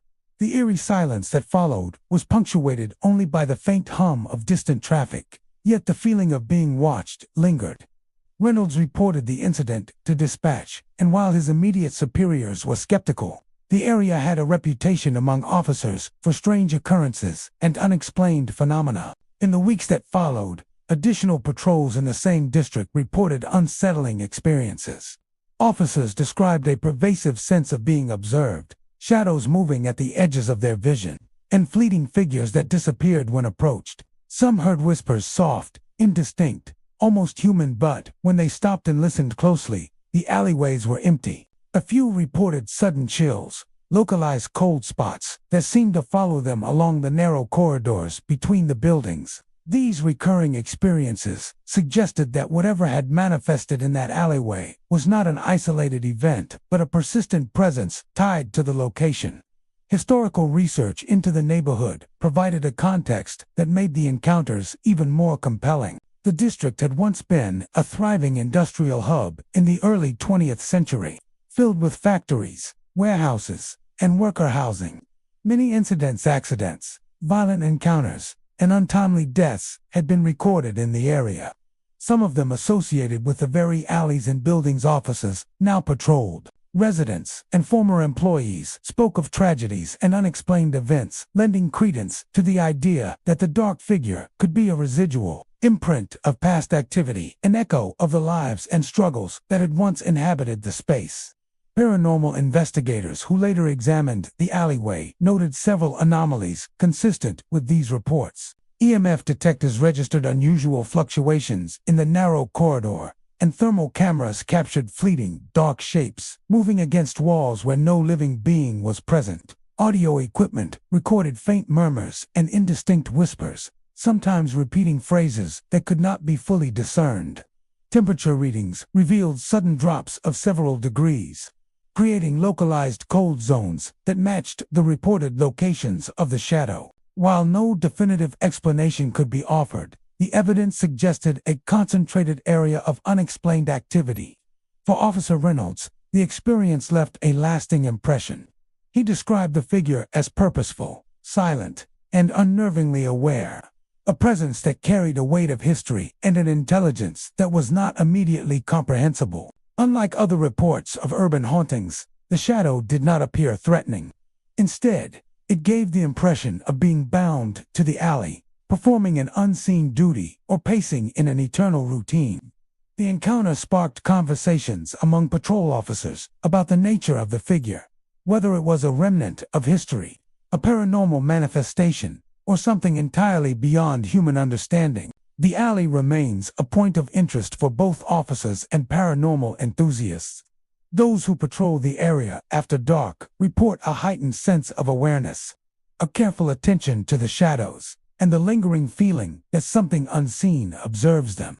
The dark humanoid figure, though rarely seen, is believed to remain tethered to the alley, appearing sporadically, but leaving an undeniable presence in its wake. Witnesses describe a cold air that lingers, whispers that seem to follow them down the narrow corridor, and the profound sensation of being watched by something both unseen and vigilant.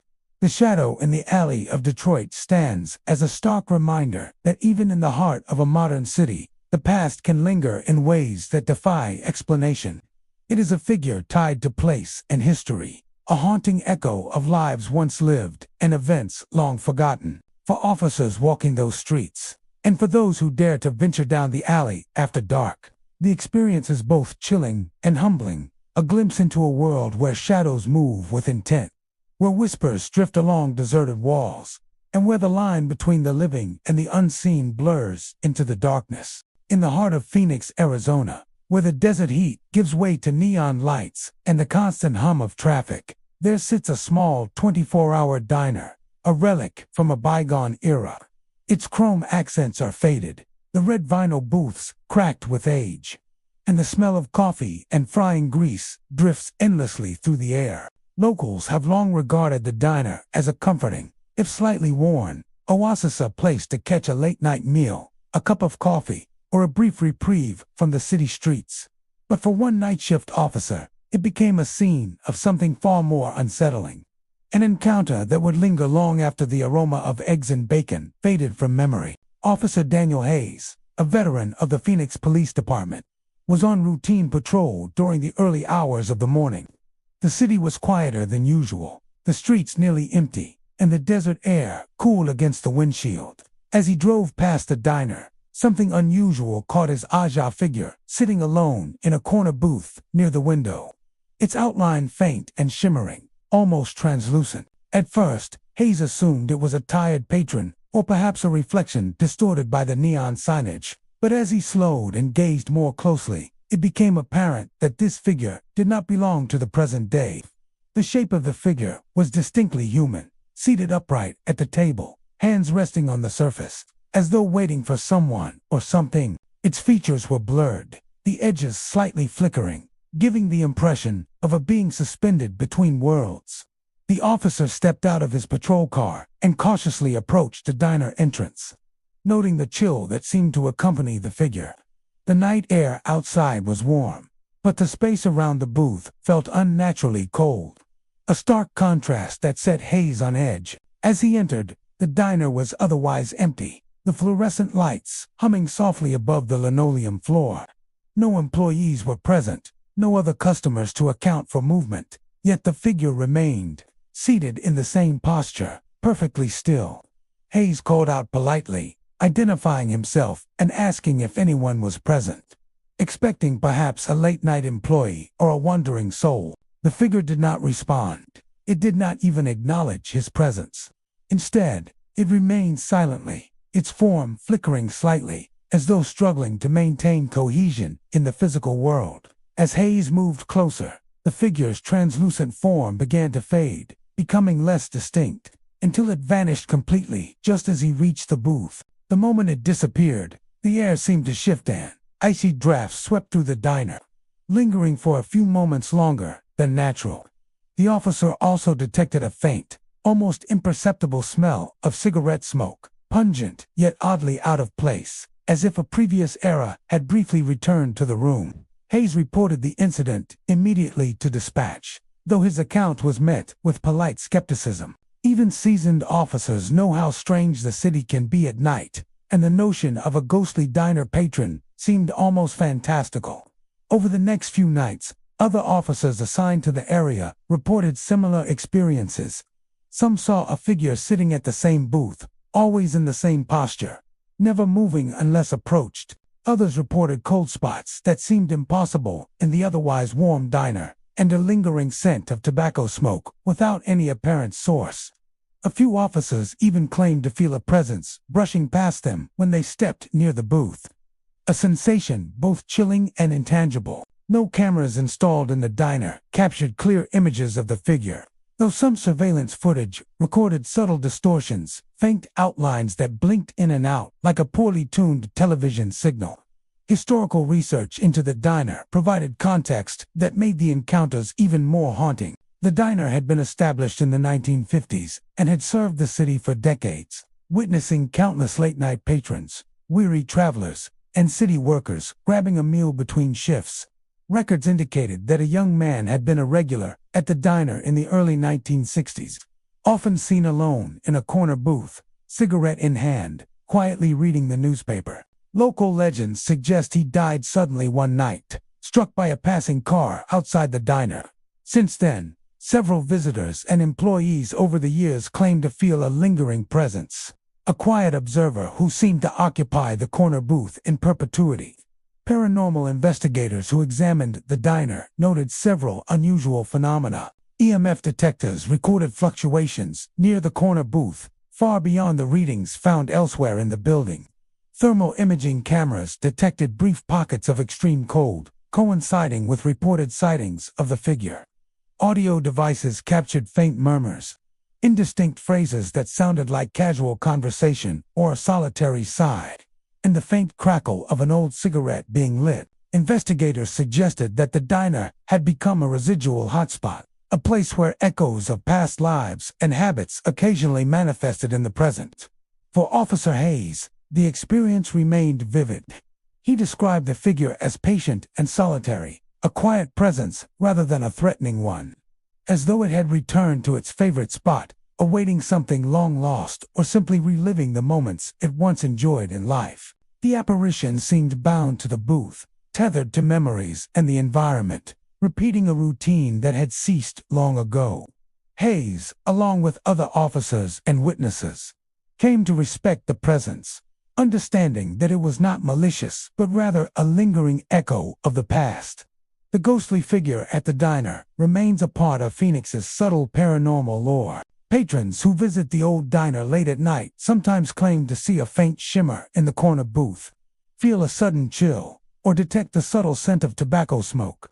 Employees leave the booth untouched, believing it is reserved for a visitor from the past, a spectral patron continuing an eternal vigil. For those who encounter the figure, it is a quiet, haunting reminder that some presences never truly leave, lingering in familiar places long after their time in the physical world has ended. The story of the ghostly diner patron continues to intrigue both locals and officers alike. A fleeting glimpse of history in the present, whether a residual imprint of a life cut short or a conscious entity choosing to remain, the apparition embodies the intersection of memory, space, and the unexplained, forever occupying the corner booth with silent patience, waiting for someone to notice, and leaving behind only a cold aura and the faint, lingering scent of cigarette smoke. In Charlotte, North Carolina, among the quieter industrial edges of the city, there stands an abandoned building that has long captured the imagination of locals. Its brick walls are worn, windows cracked or boarded, and the air around it carries the scent of rusted metal and decaying wood. Once a lively warehouse, the building has been empty for decades, yet its emptiness has done little to dispel the stories of unexplained sounds and eerie presences that cling to it. On a cool autumn night, the Charlotte Police Department would receive a call that would bring the building's spectral history into sharp focus, a report of a child crying from inside the deserted structure. Officer Megan Alvarez and her partner, Officer Thomas Green, were dispatched to investigate the unusual call. As they approached the building, the sound of a child's cry could faintly be heard over the hum of distant traffic, echoing from within the hollow structure. The cries were soft yet insistent, a mixture of fear and sadness, compelling in their intensity and oddly familiar to the officers who had patrolled the city as abandoned areas before. The pair parked their patrol car and cautiously approached the building, flashlights cutting through the darkness as they stepped onto the cracked concrete entryway. Inside, the warehouse was silent. Dust hung in the air, disturbed only by the beam of the officers' flashlights sweeping over rusted machinery and abandoned shelving. Yet, as soon as they crossed the threshold, the crying stopped abruptly, leaving an unsettling void where the sound had been. Alvarez and Green called out, their voices echoing across the empty expanse. But there was no response. No furniture had been moved recently. No footprints were visible, and the temperature felt unexpectedly cold, a stark contrast to the warm night air outside. Confused but vigilant, the officers split up slightly to survey the hallways and side rooms. Every step they took seemed amplified in the vast emptiness, the sound of their boots echoing unnaturally off the walls. Yet, despite careful inspection, there was no trace of a child, living or otherwise. The cries, it seemed, had vanished as suddenly as they had begun, leaving behind only the lingering sense of sorrow and urgency. Officer Green remarked on the peculiarity of the situation, noting that abandoned buildings often carried echoes of past activity, but this had felt immediate, almost as though someone or something had known they were coming. After the initial investigation, security cameras set up by local authorities to monitor trespassing were reviewed. On the footage, a faint, fleeting image of a small figure could be seen moving through a hallway. It appeared almost translucent, as if caught between worlds, and disappeared in a blink of an eye before the officers could follow it. The figure was unmistakably childlike, small in stature, with a slight, hurried gait that suggested fear or urgency. Though grainy and brief, the footage corroborated the officer's encounter, confirming that something or someone had indeed been present in the building at the time of the reported cries. Local history offered some context that added a chilling layer to the experience. The abandoned warehouse had once been a bustling factory in the early 1900s, employing children alongside adults, a practice not uncommon at the time. Several reports from that era described accidents and sudden illnesses among young workers, many of whom perished quietly, their stories fading into the background of industrial progress. Residents who had grown up near the building spoke of unexplained sounds over the decades, the faint tapping of small feet across concrete floors, whispered laughter, or the occasional sob carried on the wind. Some believed that the building retained the residual energy of the children who had once toiled and sometimes died within its walls. Paranormal investigators who later examined the site noted anomalies consistent with the officers' experiences. EMF readings spiked sporadically in certain hallways, and thermal imaging cameras detected brief pockets of cold air that appeared without explanation. Audio recordings captured faint whimpers and soft footsteps, sometimes stopping abruptly as though someone had vanished mid-step, while skeptics suggested drafts, rodents, or environmental noise. The pattern of repeated anomalies and the corroborating police footage suggested a presence that defied conventional explanation. Officers Alvarez and Green reflected on the encounter as unsettling but profoundly somber. The figure of the child had not exhibited aggression.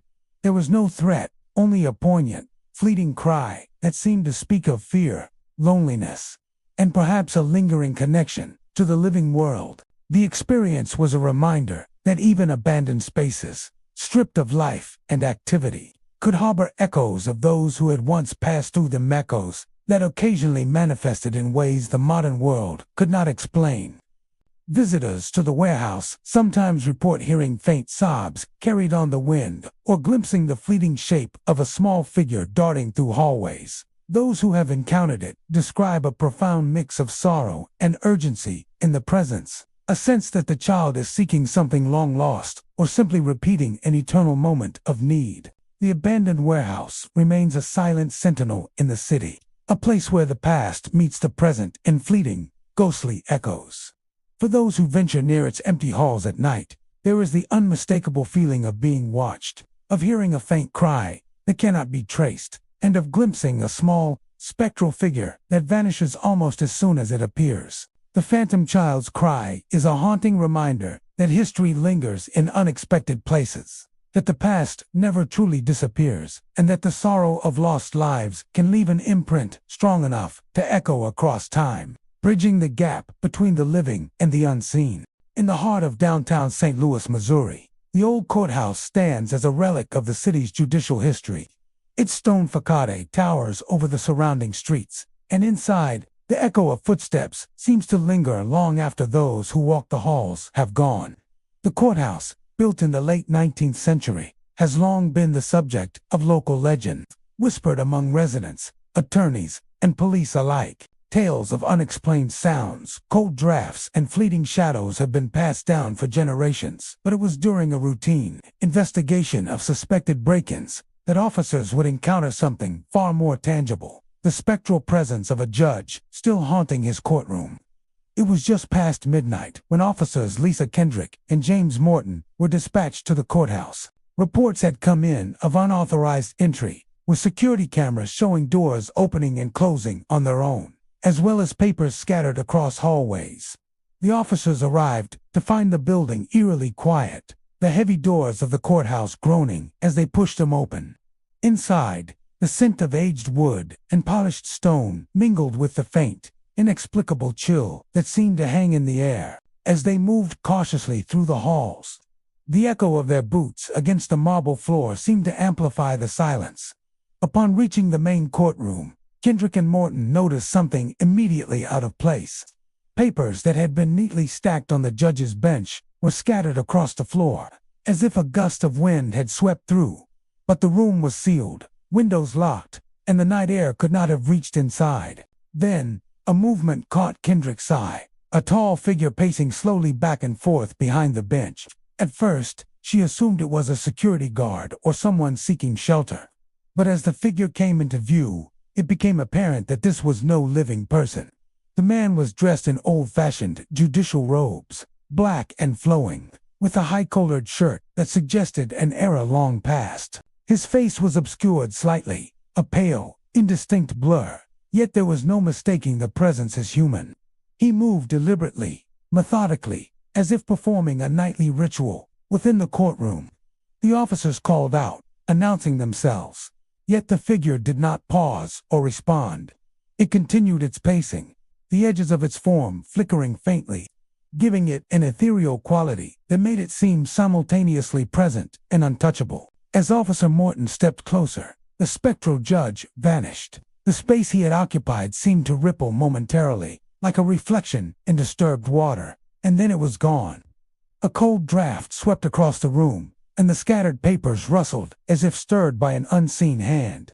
Doors that had been firmly closed swung open and shut without explanation, creating a chorus of noise that echoed through the otherwise silent building. Both officers froze for a moment, their flashlights shaking slightly as they tried to comprehend the scene before them. Following the initial encounter, the courthouse became a site of ongoing unexplained activity. Officers on night patrol reported hearing the soft creak of the judge's bench, the rustle of papers, and the faint echo of measured footsteps pacing the floor long after they had entered the building. Some even reported the sensation of being observed, as though an invisible presence followed them silently along the hallways. While none of these occurrences posed a direct threat, the cumulative effect was deeply unnerving, leaving officers with the sense that the building itself was alive with echoes of its past. Historical research into the courthouse revealed that the judge's presence might be tied to a man who had presided over cases in the late 1800s and early 1900s. Local records noted that he had been a strict, meticulous figure, deeply devoted to his work, and known to spend long hours in the courtroom overseeing trials and ensuring justice was served. He died suddenly while still in office, and colleagues at the time remarked that he remained attached to the courthouse even in death. Since then, multiple generations of officers, clerks, and visitors have reported a sense of lingering authority, as if the judge's spirit continued to patrol his domain, ensuring that the courtroom remained in order. Paranormal investigators who examined the courthouse detected multiple anomalies consistent with these reports. EMF readings spiked in the courtroom and along the corridors where the judge was often seen. Thermal cameras recorded pockets of cold air that appeared and vanished inexplicably. Audio recordings captured faint footsteps, rustling papers, and whispers that were difficult to interpret but seemed to carry a tone of authority. Investigators suggested that the building was a classic example of a residual haunting, the concentrated energy of the judge's devotion to his work manifesting as spectral activity that repeated in familiar patterns. For officers like Kendrick and Morton, the encounters left a lasting impression. The judge's presence, while not overtly malevolent, carried a weight of authority and solemnity. It was a reminder that the courthouse had witnessed decades of human triumphs, defeats, disputes, and tragedies, and that some echoes of the past remained deeply embedded within its walls. Visiting the courtroom after dark was no longer simply a matter of law enforcement. It was a passage into a space where history and the unexplained coexisted, where the ordinary became tinged with the extraordinary. The specter in the courthouse of St. Louis remains an enduring part of the city's lore. Officers who patrolled the building at night speak of the judge with quiet reverence, aware of his presence, yet careful not to disturb it. Visitors sometimes report papers rustling inexplicably, doors swinging without cause, and the faint echo of measured footsteps pacing behind the bench. Those who glimpse the translucent figure describe a sense of solemn duty, a lingering connection to a life devoted to law and order, frozen in time yet persistent in the present. For anyone stepping into the old courthouse after dark, the experience is more than just eerie. It is a glimpse into a world where history lingers, where the echoes of past lives continue to inhabit the spaces they once knew, and where a spectral judge continues his nightly rounds, maintaining order in a place that will never truly be empty. The phantom presence of the judge is a silent witness, pacing the courtroom, scattering papers with unseen hands, and leaving behind the undeniable sense that even in death, some duties cannot be abandoned. On the outskirts of Miami, Florida, where the city lights fade into stretches of empty asphalt and swaying palm trees, there lies a highway that few travel after dark. Known locally for its quiet isolation at night, it is a strip of road that seems ordinary by day. But after midnight, it takes on an almost surreal character. Streetlights cast long shadows across the asphalt, and the occasional sound of an owl or distant car is amplified against the quiet backdrop. It was along this desolate stretch that Miami police officers would encounter something that defied explanation, a glowing apparition that would leave even seasoned patrol officers unsettled. Officers Daniel Cruz and Maria Lopez were on a late-night patrol, conducting routine checks of the area following several reports of speeding and suspicious activity. The highway was unusually empty that night, the hum of their patrol car's engine blending with the distant whisper of wind through the trees.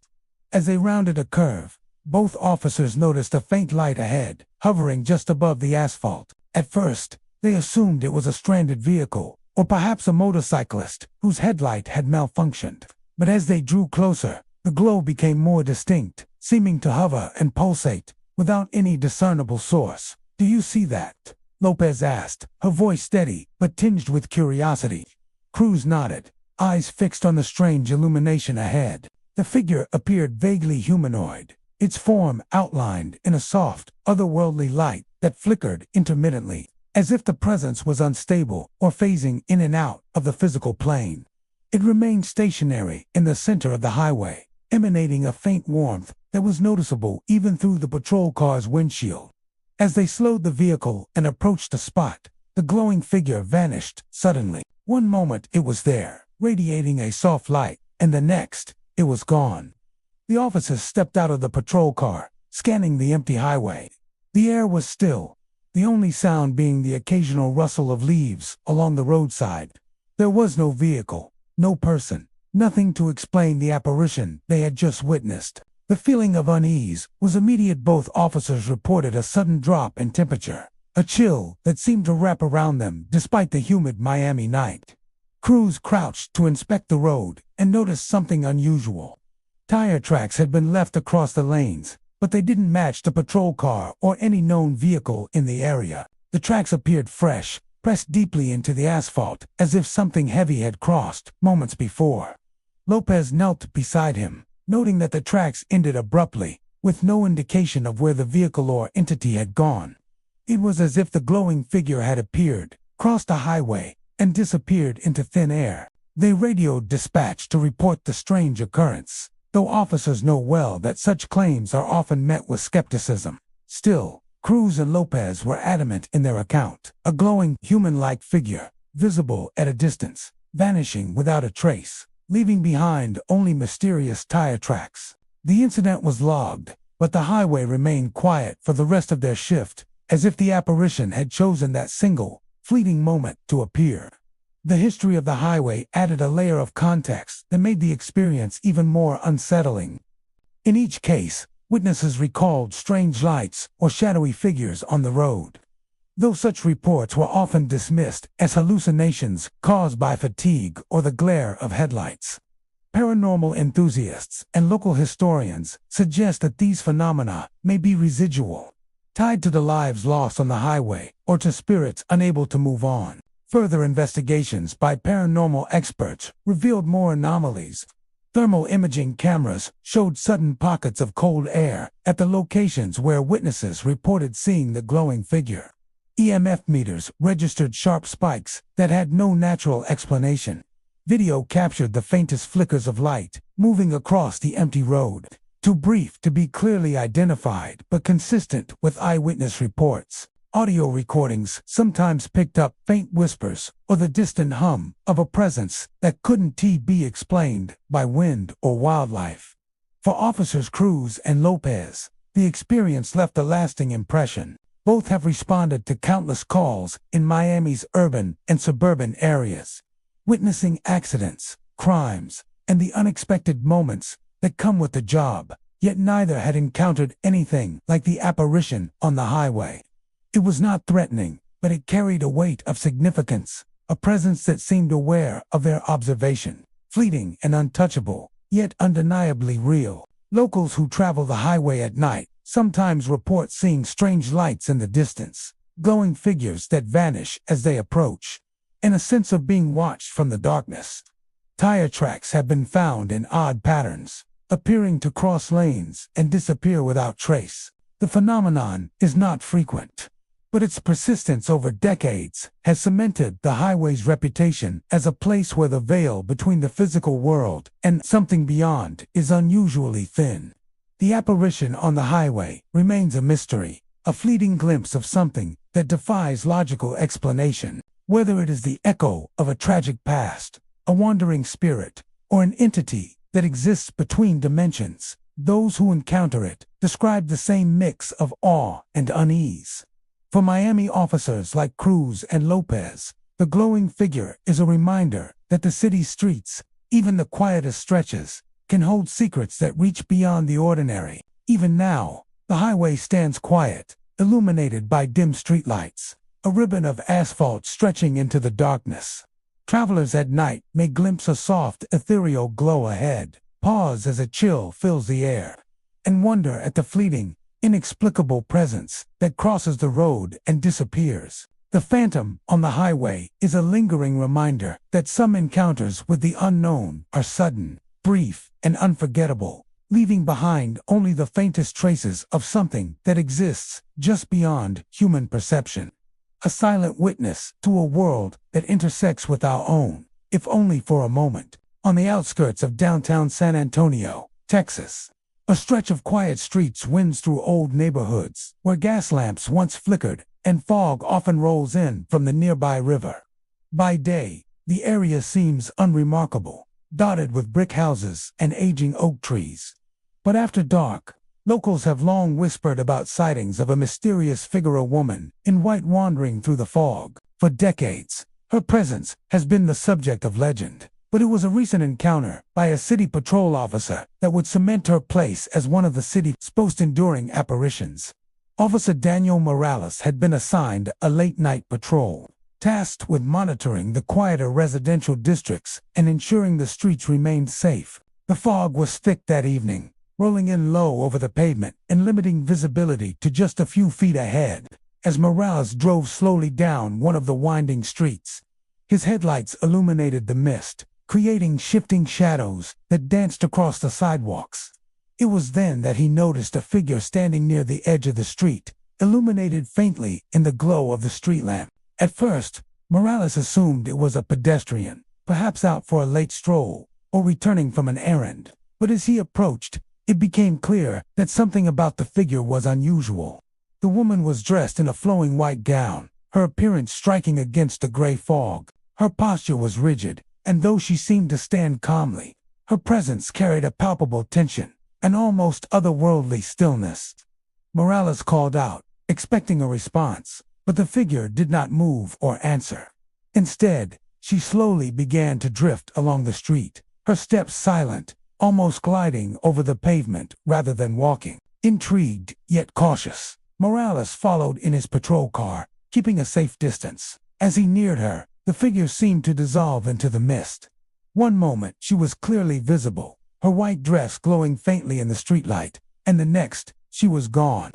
Morales stopped the car and stepped out, scanning the foggy street, but there was no sign of her. The temperature had dropped noticeably, a chill settling into his bones, and the soft echo of footsteps soar, perhaps a faint sob, seemed to carry on the wind, fading as quickly as it appeared.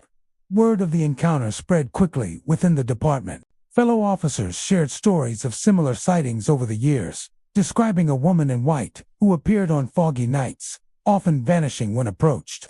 Some reported hearing soft sobbing, low whispers, or the rustle of her gown as she passed, while skeptics dismissed the experiences as tricks of the light or auditory illusions caused by the fog. Multiple corroborating accounts over decades suggested a phenomenon far beyond simple explanation. Local historians trace the origins of the woman in white back to the early 20th century. The area had once been home to several affluent families, some of whom were beset by tragedy. One story tells of a young woman engaged to be married who perished suddenly. Her wedding never realized, leaving grief and sorrow in its wake. Another account speaks of a widow who roamed the streets searching for her lost children after a devastating illness swept through the neighborhood. Over time, these tragic figures became intertwined with the foggy streets, their stories echoing in whispered warnings and fleeting glimpses on nights when the mist was thickest. Paranormal investigators who examined the area noted unusual anomalies consistent with witness accounts. EMF readings spiked in areas where the woman in white was reported, and thermal cameras captured brief pockets of cold air moving against the wind. Audio devices sometimes picked up faint whispers or sobbing, too subtle to be fully understood but unmistakably human in tone. Investigators suggested that the presence might be residual energy, an imprint left on the streets by the emotional turmoil of lives lost too soon. For Officer Morales, the encounter was unsettling yet unforgettable. He had patrolled San Antonio for years and had seen his share of crime and human tragedy.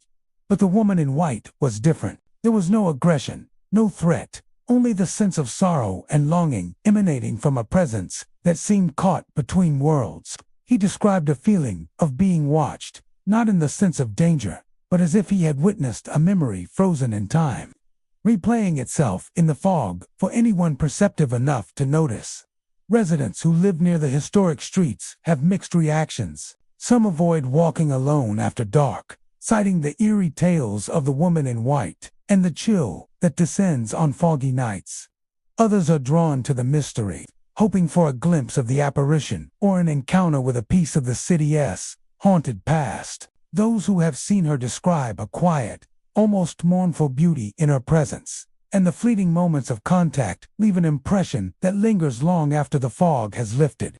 The woman in white of San Antonio remains an enduring symbol of the city's unseen histories, a reminder that tragedy, memory, and unresolved grief can leave a lasting imprint. She walks the foggy streets silently, vanishing when approached, her sobs and whispers carried faintly on the night air. To those who witness her, the experience is a haunting blend of sorrow, beauty, and mystery, a fleeting connection to a past that refuses to be forgotten. Even now, on quiet nights when the fog rolls in thick and the streets are deserted, the woman in white may appear, gliding along the pavement, her gown glowing softly in the mist. A faint sob or whisper may echo through the air, reminding those who hear it that some spirits are drawn back to the places they once knew. Trapped between the living world and the memories they cannot abandon, the apparition endures as both legend and reality. A spectral witness to the passage of time in a city where history and the unexplained intertwine. Along the rugged coastline of Portland, Maine, where the cold Atlantic winds sweep over the harbor and the scent of salt lingers in the air, there stands an old pier long abandoned by fishermen and merchants.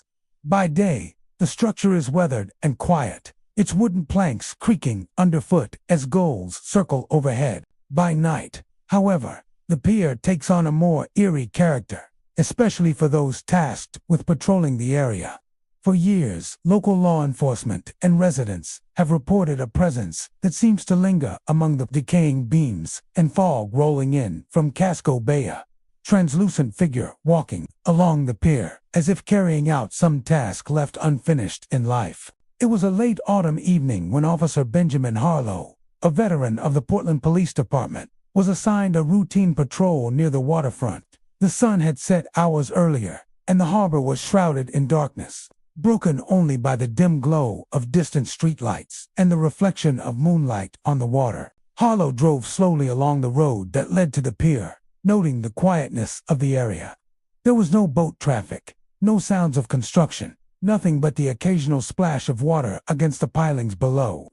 As he reached the pier, his flashlight swept across the empty structure, illuminating the worn planks and rusted railings. That's when he noticed that a faint, glowing outline at the far end of the pier. At first, he assumed it was a fisherman who had ventured late, but as he drew closer, it became clear that this was no ordinary person. The figure appeared translucent, its form only partially defined, and yet its presence was unmistakable. Harlow could see the figure walking steadily along the pier, its steps deliberate, the echo of footsteps on the wooden boards distinct.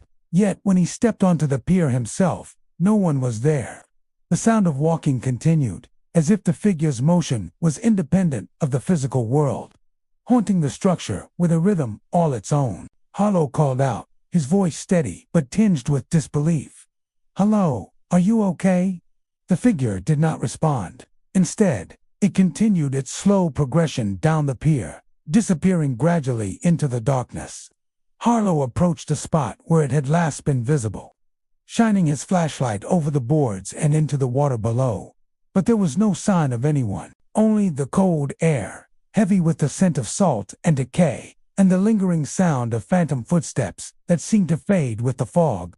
Over the following months, similar reports surfaced from other officers patrolling the waterfront. Each story had the same core elements: a translucent figure walking along the abandoned pier, footsteps echoing along the boards, and a cold chill that seemed to hang in the air. Some officers reported the figure appearing just at the edge of their vision, vanishing when approached, while others heard whispers or the faint creak of wooden planks moving under invisible weight. For law enforcement, these occurrences were difficult to explain. They were not threats, but they carried a weight of unease, a sense that the pier itself was inhabited by a presence unwilling or unable to move on. Local historians have traced sightings of the ghostly figure back decades. The pier was once a bustling hub of maritime activity, where fishermen, traders, and dock workers spent long hours loading and unloading goods. Records indicate that a worker tragically fell to his death while repairing a section of the pier in the early 1900s.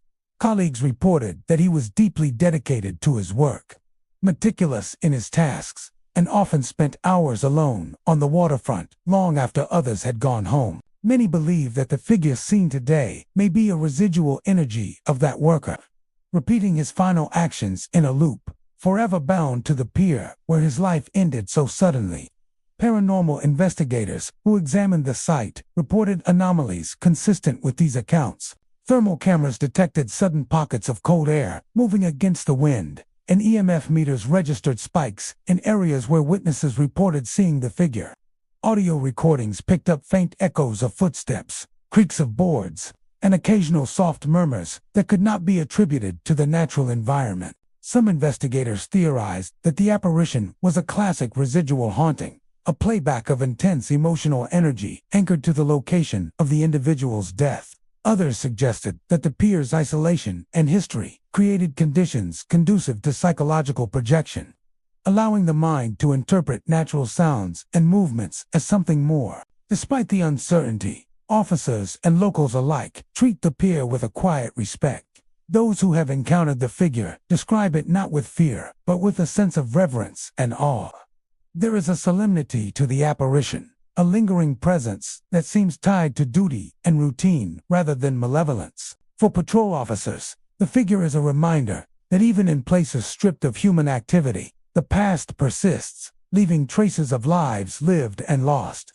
For Officer Harlow, the memory of that night remains vivid.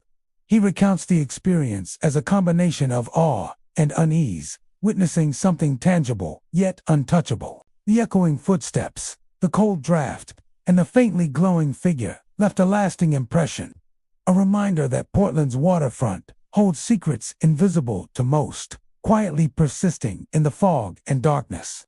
Today, the abandoned pier continues to attract curious visitors, some hoping to catch a glimpse of the ghostly figure, others merely drawn by the lore. Witnesses consistently report the same phenomena: footsteps in empty spaces, glimpses of a translucent figure, and the soft creak of planks under no apparent weight.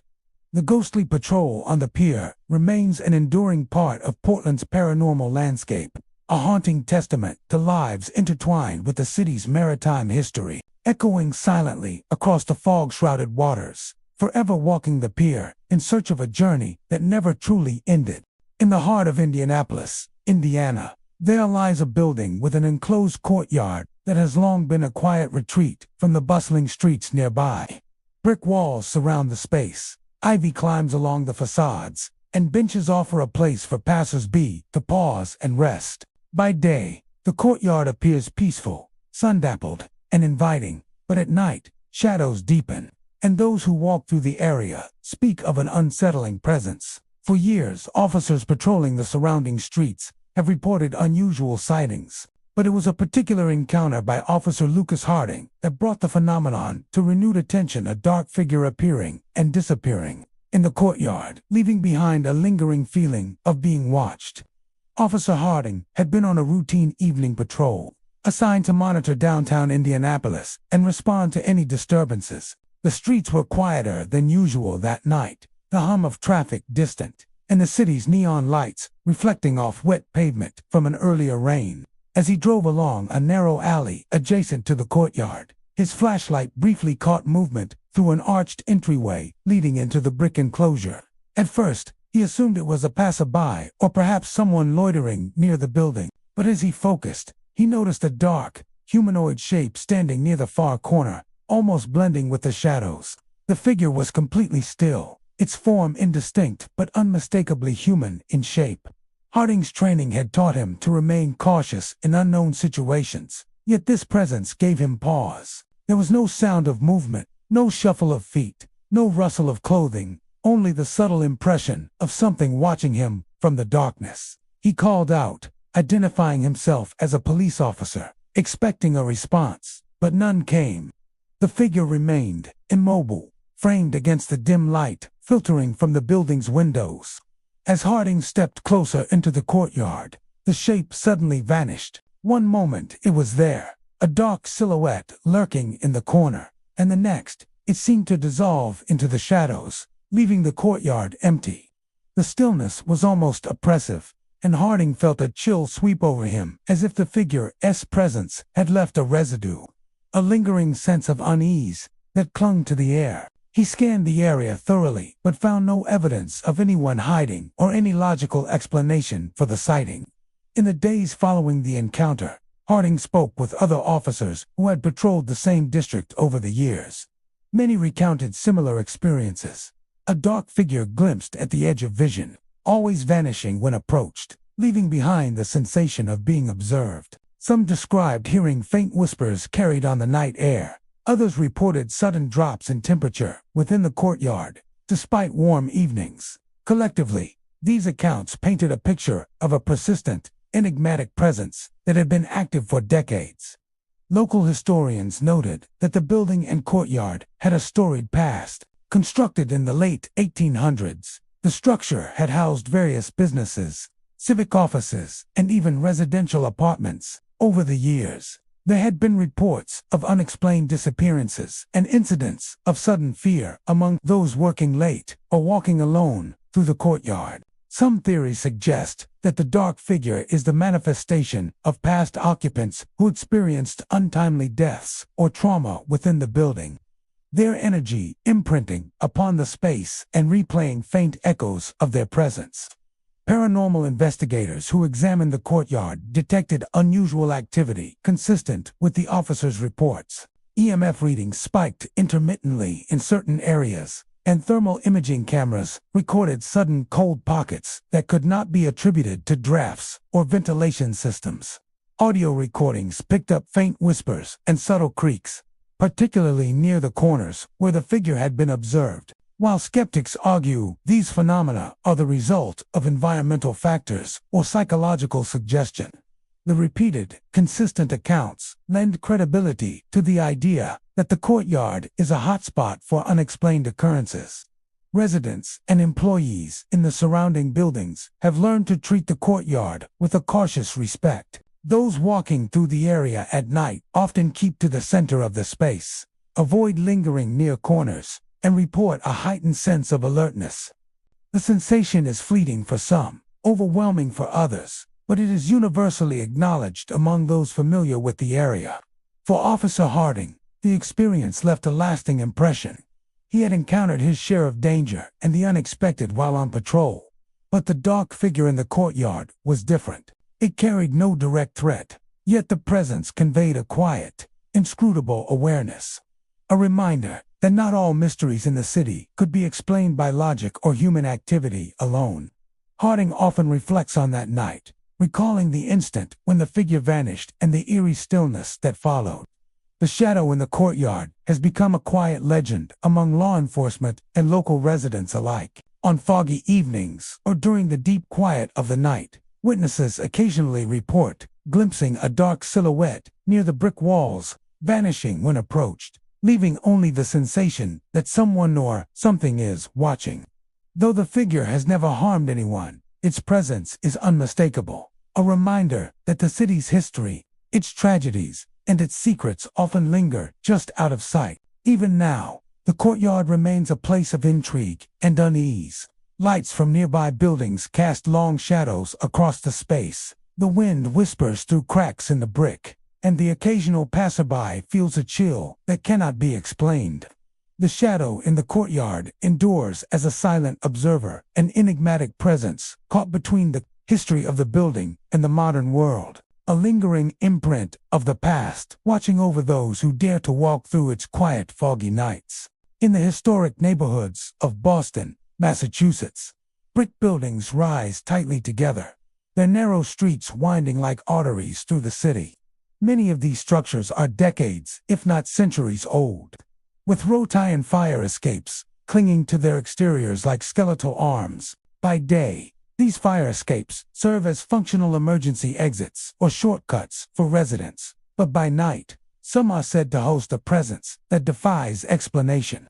Officer Nathaniel Reed had been patrolling the area on a cool autumn night, walking along a narrow side street lined with brick tenements. The wind carried a faint chill, and the faint glow of streetlights reflected off damp pavement. As he turned a corner, Reed noticed something unusual on the fire escape of one of the older buildings. A translucent figure appeared to be descending the metal stairs, its form faint but unmistakable against the dark brick facade. His first thought was that someone had been out late, perhaps a tenant returning home. But as he approached the building, the figure vanished, leaving the fire escape empty and silent. Reed paused, surveying the structure. The fire escape's metal stairs creaked slightly under his weight, but no one was visible. Strangely, he could still hear the faint echo of footsteps, soft, deliberate, and seemingly independent of his own movements. The sound seemed to drift down the metal staircase and across the alley, only to fade abruptly as if the footsteps had never truly existed. A cold draft swept through the street, unusual for a night otherwise free of wind, sending a shiver down his spine. The experience was fleeting, yet haunting, leaving Reed with a profound sense that he had witnessed something beyond the ordinary. Over the following weeks, Reed shared his encounter with fellow officers, some of whom nodded knowingly. Several had reported similar experiences, at the same location or on fire escapes of other old buildings in Boston. Some described seeing a faint figure moving along the stairs or landing platforms, while others heard footsteps or even the soft echo of voices when the buildings were empty. These encounters were brief and often vanished the moment anyone attempted to investigate closely, reinforcing the idea of a presence tied more to perception and memory than physical interaction. Historical research on the building revealed a possible explanation rooted in tragedy. Constructed in the late 1800s, the tenement had housed multiple families over the decades. Records indicated that a young woman had fallen from the fire escape during the early 1900s while trying to escape a violent situation. The death was sudden, shocking neighbors and leaving a lingering mark on the community. Stories passed down over generations suggest that her spirit may still linger on the metal stairs. Retracing the path she took in life, residents report that the figure appears most often during late-night hours, particularly on chilly evenings, as if the spectral energy of that moment has been imprinted onto the structure itself.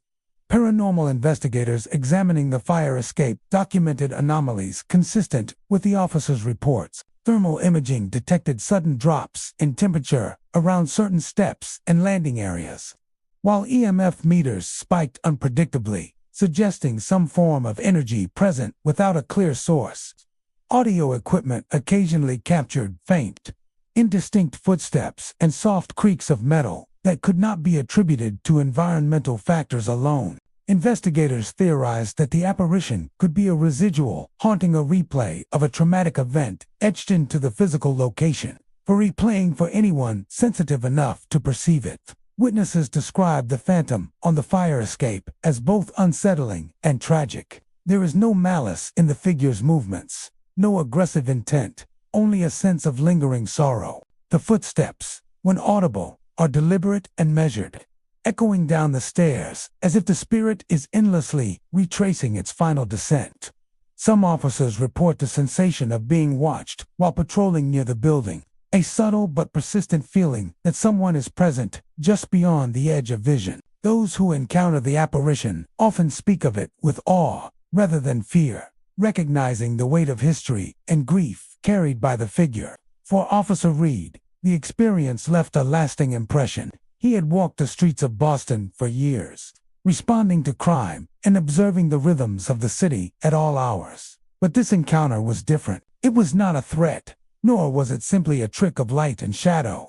The phantom on the fire escape embodied something beyond the physical, a connection to the past, a sorrowful memory repeated over time, and a reminder that the city's history lingers quietly in the spaces between the living and the dead. Reed often recalls the moment the figure vanished, leaving only the faintest echo of footsteps and a chill in the alley, a moment frozen in memory that continues to haunt him. Residents living near the building have mixed feelings. Some avoid the alleyways at night, aware of the legend and unnerved by the stories of a spectral figure descending the stairs. Others are drawn to the mystery, hoping for a glimpse of the apparition, often witnessing fleeting glimpses of light or shadow where no one should be. The phantom on the fire escape has become a quiet fixture in local lore, a haunting presence that reminds all who see it of the city's layers of history and the enduring power of memory. Even now, on foggy or chilly nights, the figure may appear, descending the stairs slowly, retracing steps that ended tragically over a century ago. Soft footsteps echo through the alley, and a cold draft carries through the air, leaving those nearby with the inescapable feeling of being watched. The phantom on the fire escape continues to walk its path, a spectral witness to history, and a silent reminder that Boston's past never fully disappears. It merely waits for someone to notice. In the French Quarter of New Orleans, Louisiana, tucked behind wrought iron gates and overgrown gardens, stands an abandoned mansion that has long captured the city's imagination. Once a symbol of wealth and opulence, the house now sits in decay, its ornate balconies peeling, windows boarded, and doors creaking with the slightest breeze. Locals speak of strange occurrences and unsettling noises at night, but it was a series of encounters by law enforcement officers that gave the mansion its reputation as a truly haunted location. The specter at the abandoned mansion has been reported by multiple patrol officers over the years, each describing a pervasive sense of unease, shadowy figures, and unexplained activity that seems to linger long after anyone leaves the property. One late summer evening, Officers Marcus Delaney and Simone Harper were dispatched to investigate reports of trespassers inside the old mansion.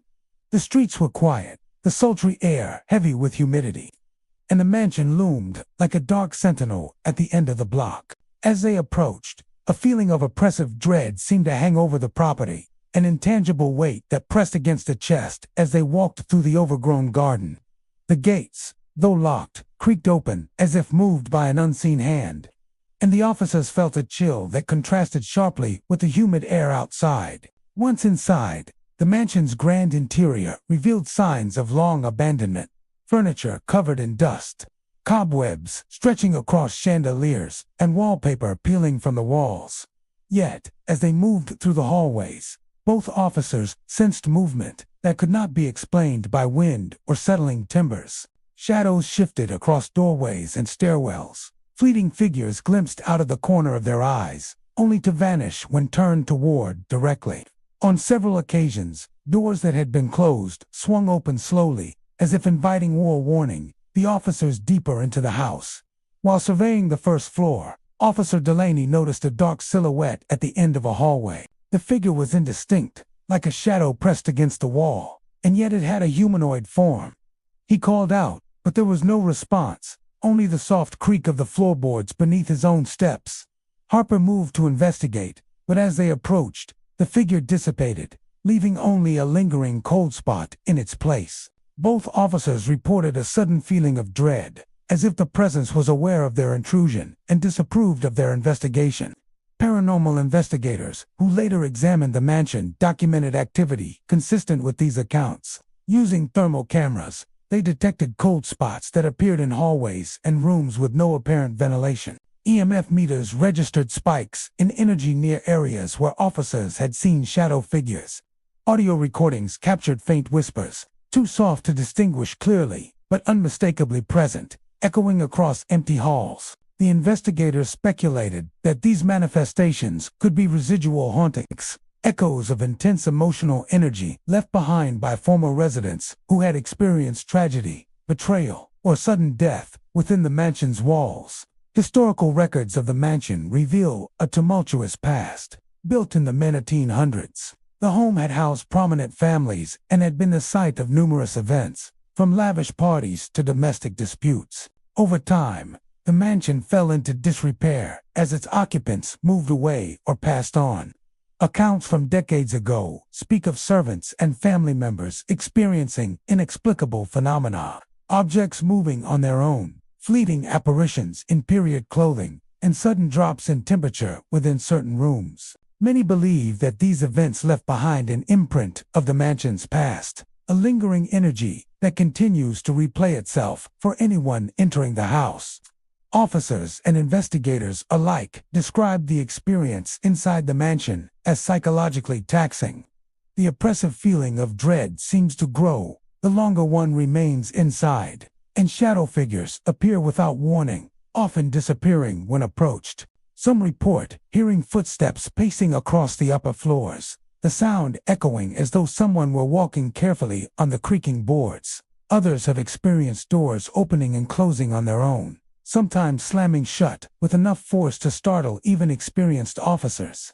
The combination of visual, auditory, and tactile sensations leaves a lasting impression, a reminder that the house is far from empty. Despite the fear these encounters provoke, the shadow figures themselves appear to hold no immediate threat. Observers describe them as watching rather than attacking, as though bound to the mansion and performing actions from a time long past. The whispers, too, are elusive, never clearly understood, yet often interpreted as warnings or fragments of conversation from previous occupants. For those who have spent time in the mansion, the experience is both unsettling and compelling, drawing a fascination with the unknown and a respect for the history embedded in the building. For Officers Delaney and Harper, the investigation left a deep impression. They had walked many dark alleys, responded to countless emergencies, and seen a range of human behavior, yet the events at the abandoned mansion were unlike anything else. The cold spots, fleeting shadows, and whispered voices suggested a presence tethered to the property, aware of intruders, yet incapable of direct communication. Their accounts, along with those of other officers and paranormal experts, have cemented the mansion's reputation as a haunted site within the city. Today, the mansion continues to stand, neglected and weathered, its once grand architecture slowly succumbing to time. Locals tell stories of shadow figures glimpsed through broken windows, doors that open and close without cause, and a lingering feeling of being watched when passing the property at night.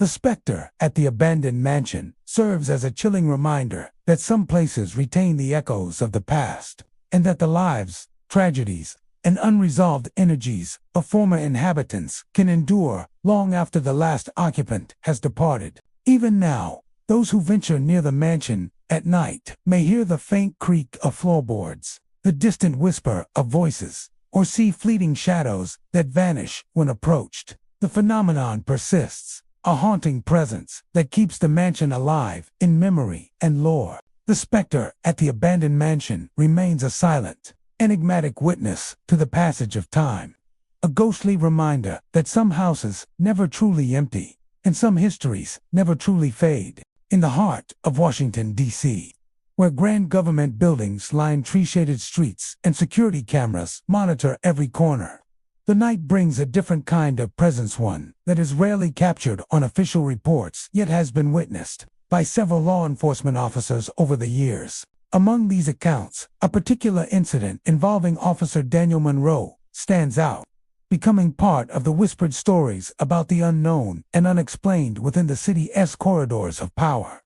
This encounter centers around an unknown figure, a shadowy presence that seemed to defy logic and linger silently in the hallways of a government building. Officer Monroe was assigned a routine night patrol, walking the quiet corridors of a federal office complex after hours.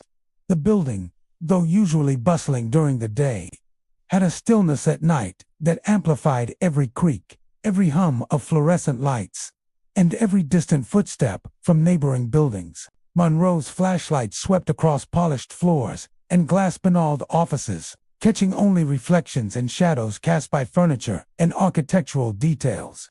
Yet, as he rounded a corner near a closed office on the third floor, he saw something that made him stop. There, standing silently against a wall near the closed office door, was a dark figure.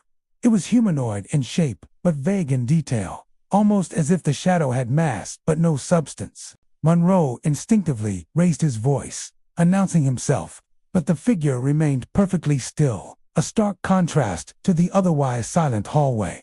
There was no sound of clothing rustling, no movement of feet on the floor, only a presence that seemed to fill the space with an invisible weight.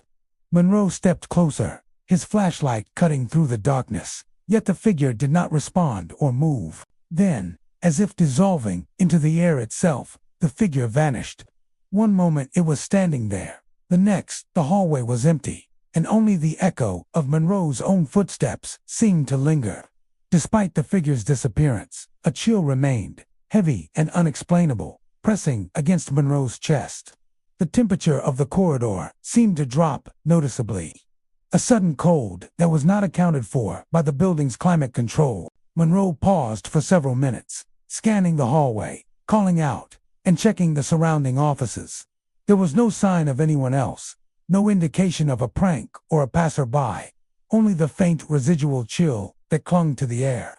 In the days following the incident, Monroe shared his experience with colleagues, some of whom admitted to having felt similar encounters themselves. Other officers on night shifts spoke of fleeting shadows seen out of the corner of their eyes, distant footsteps with no source, and brief sensations of being watched in areas that should have been empty.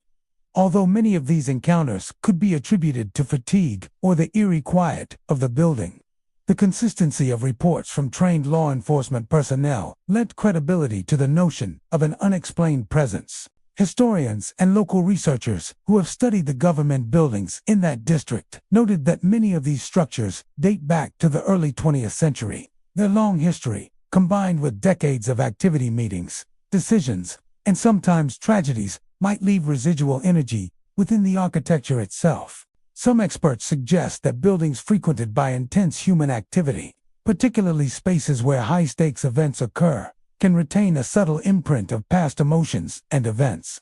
In this framework, the unknown figure could be the result of residual energy, a shadow of a person who once moved through those halls, but whose presence has imprinted on the space over time. Paranormal investigators who have examined similar government buildings documented unusual phenomena consistent with the officers' accounts. EMF meters sometimes spike unpredictably in hallways. Thermal cameras detect sudden cold spots, and audio recorders occasionally pick up faint whispers or the sound of movement where none should exist. In the case of Monroe's encounter, the location of the unknown figure aligned with areas historically known for long hours of office work, late-night security presence, and administrative activity, adding weight to the idea that the building itself might act as a vessel for residual energies or unexplained manifestations.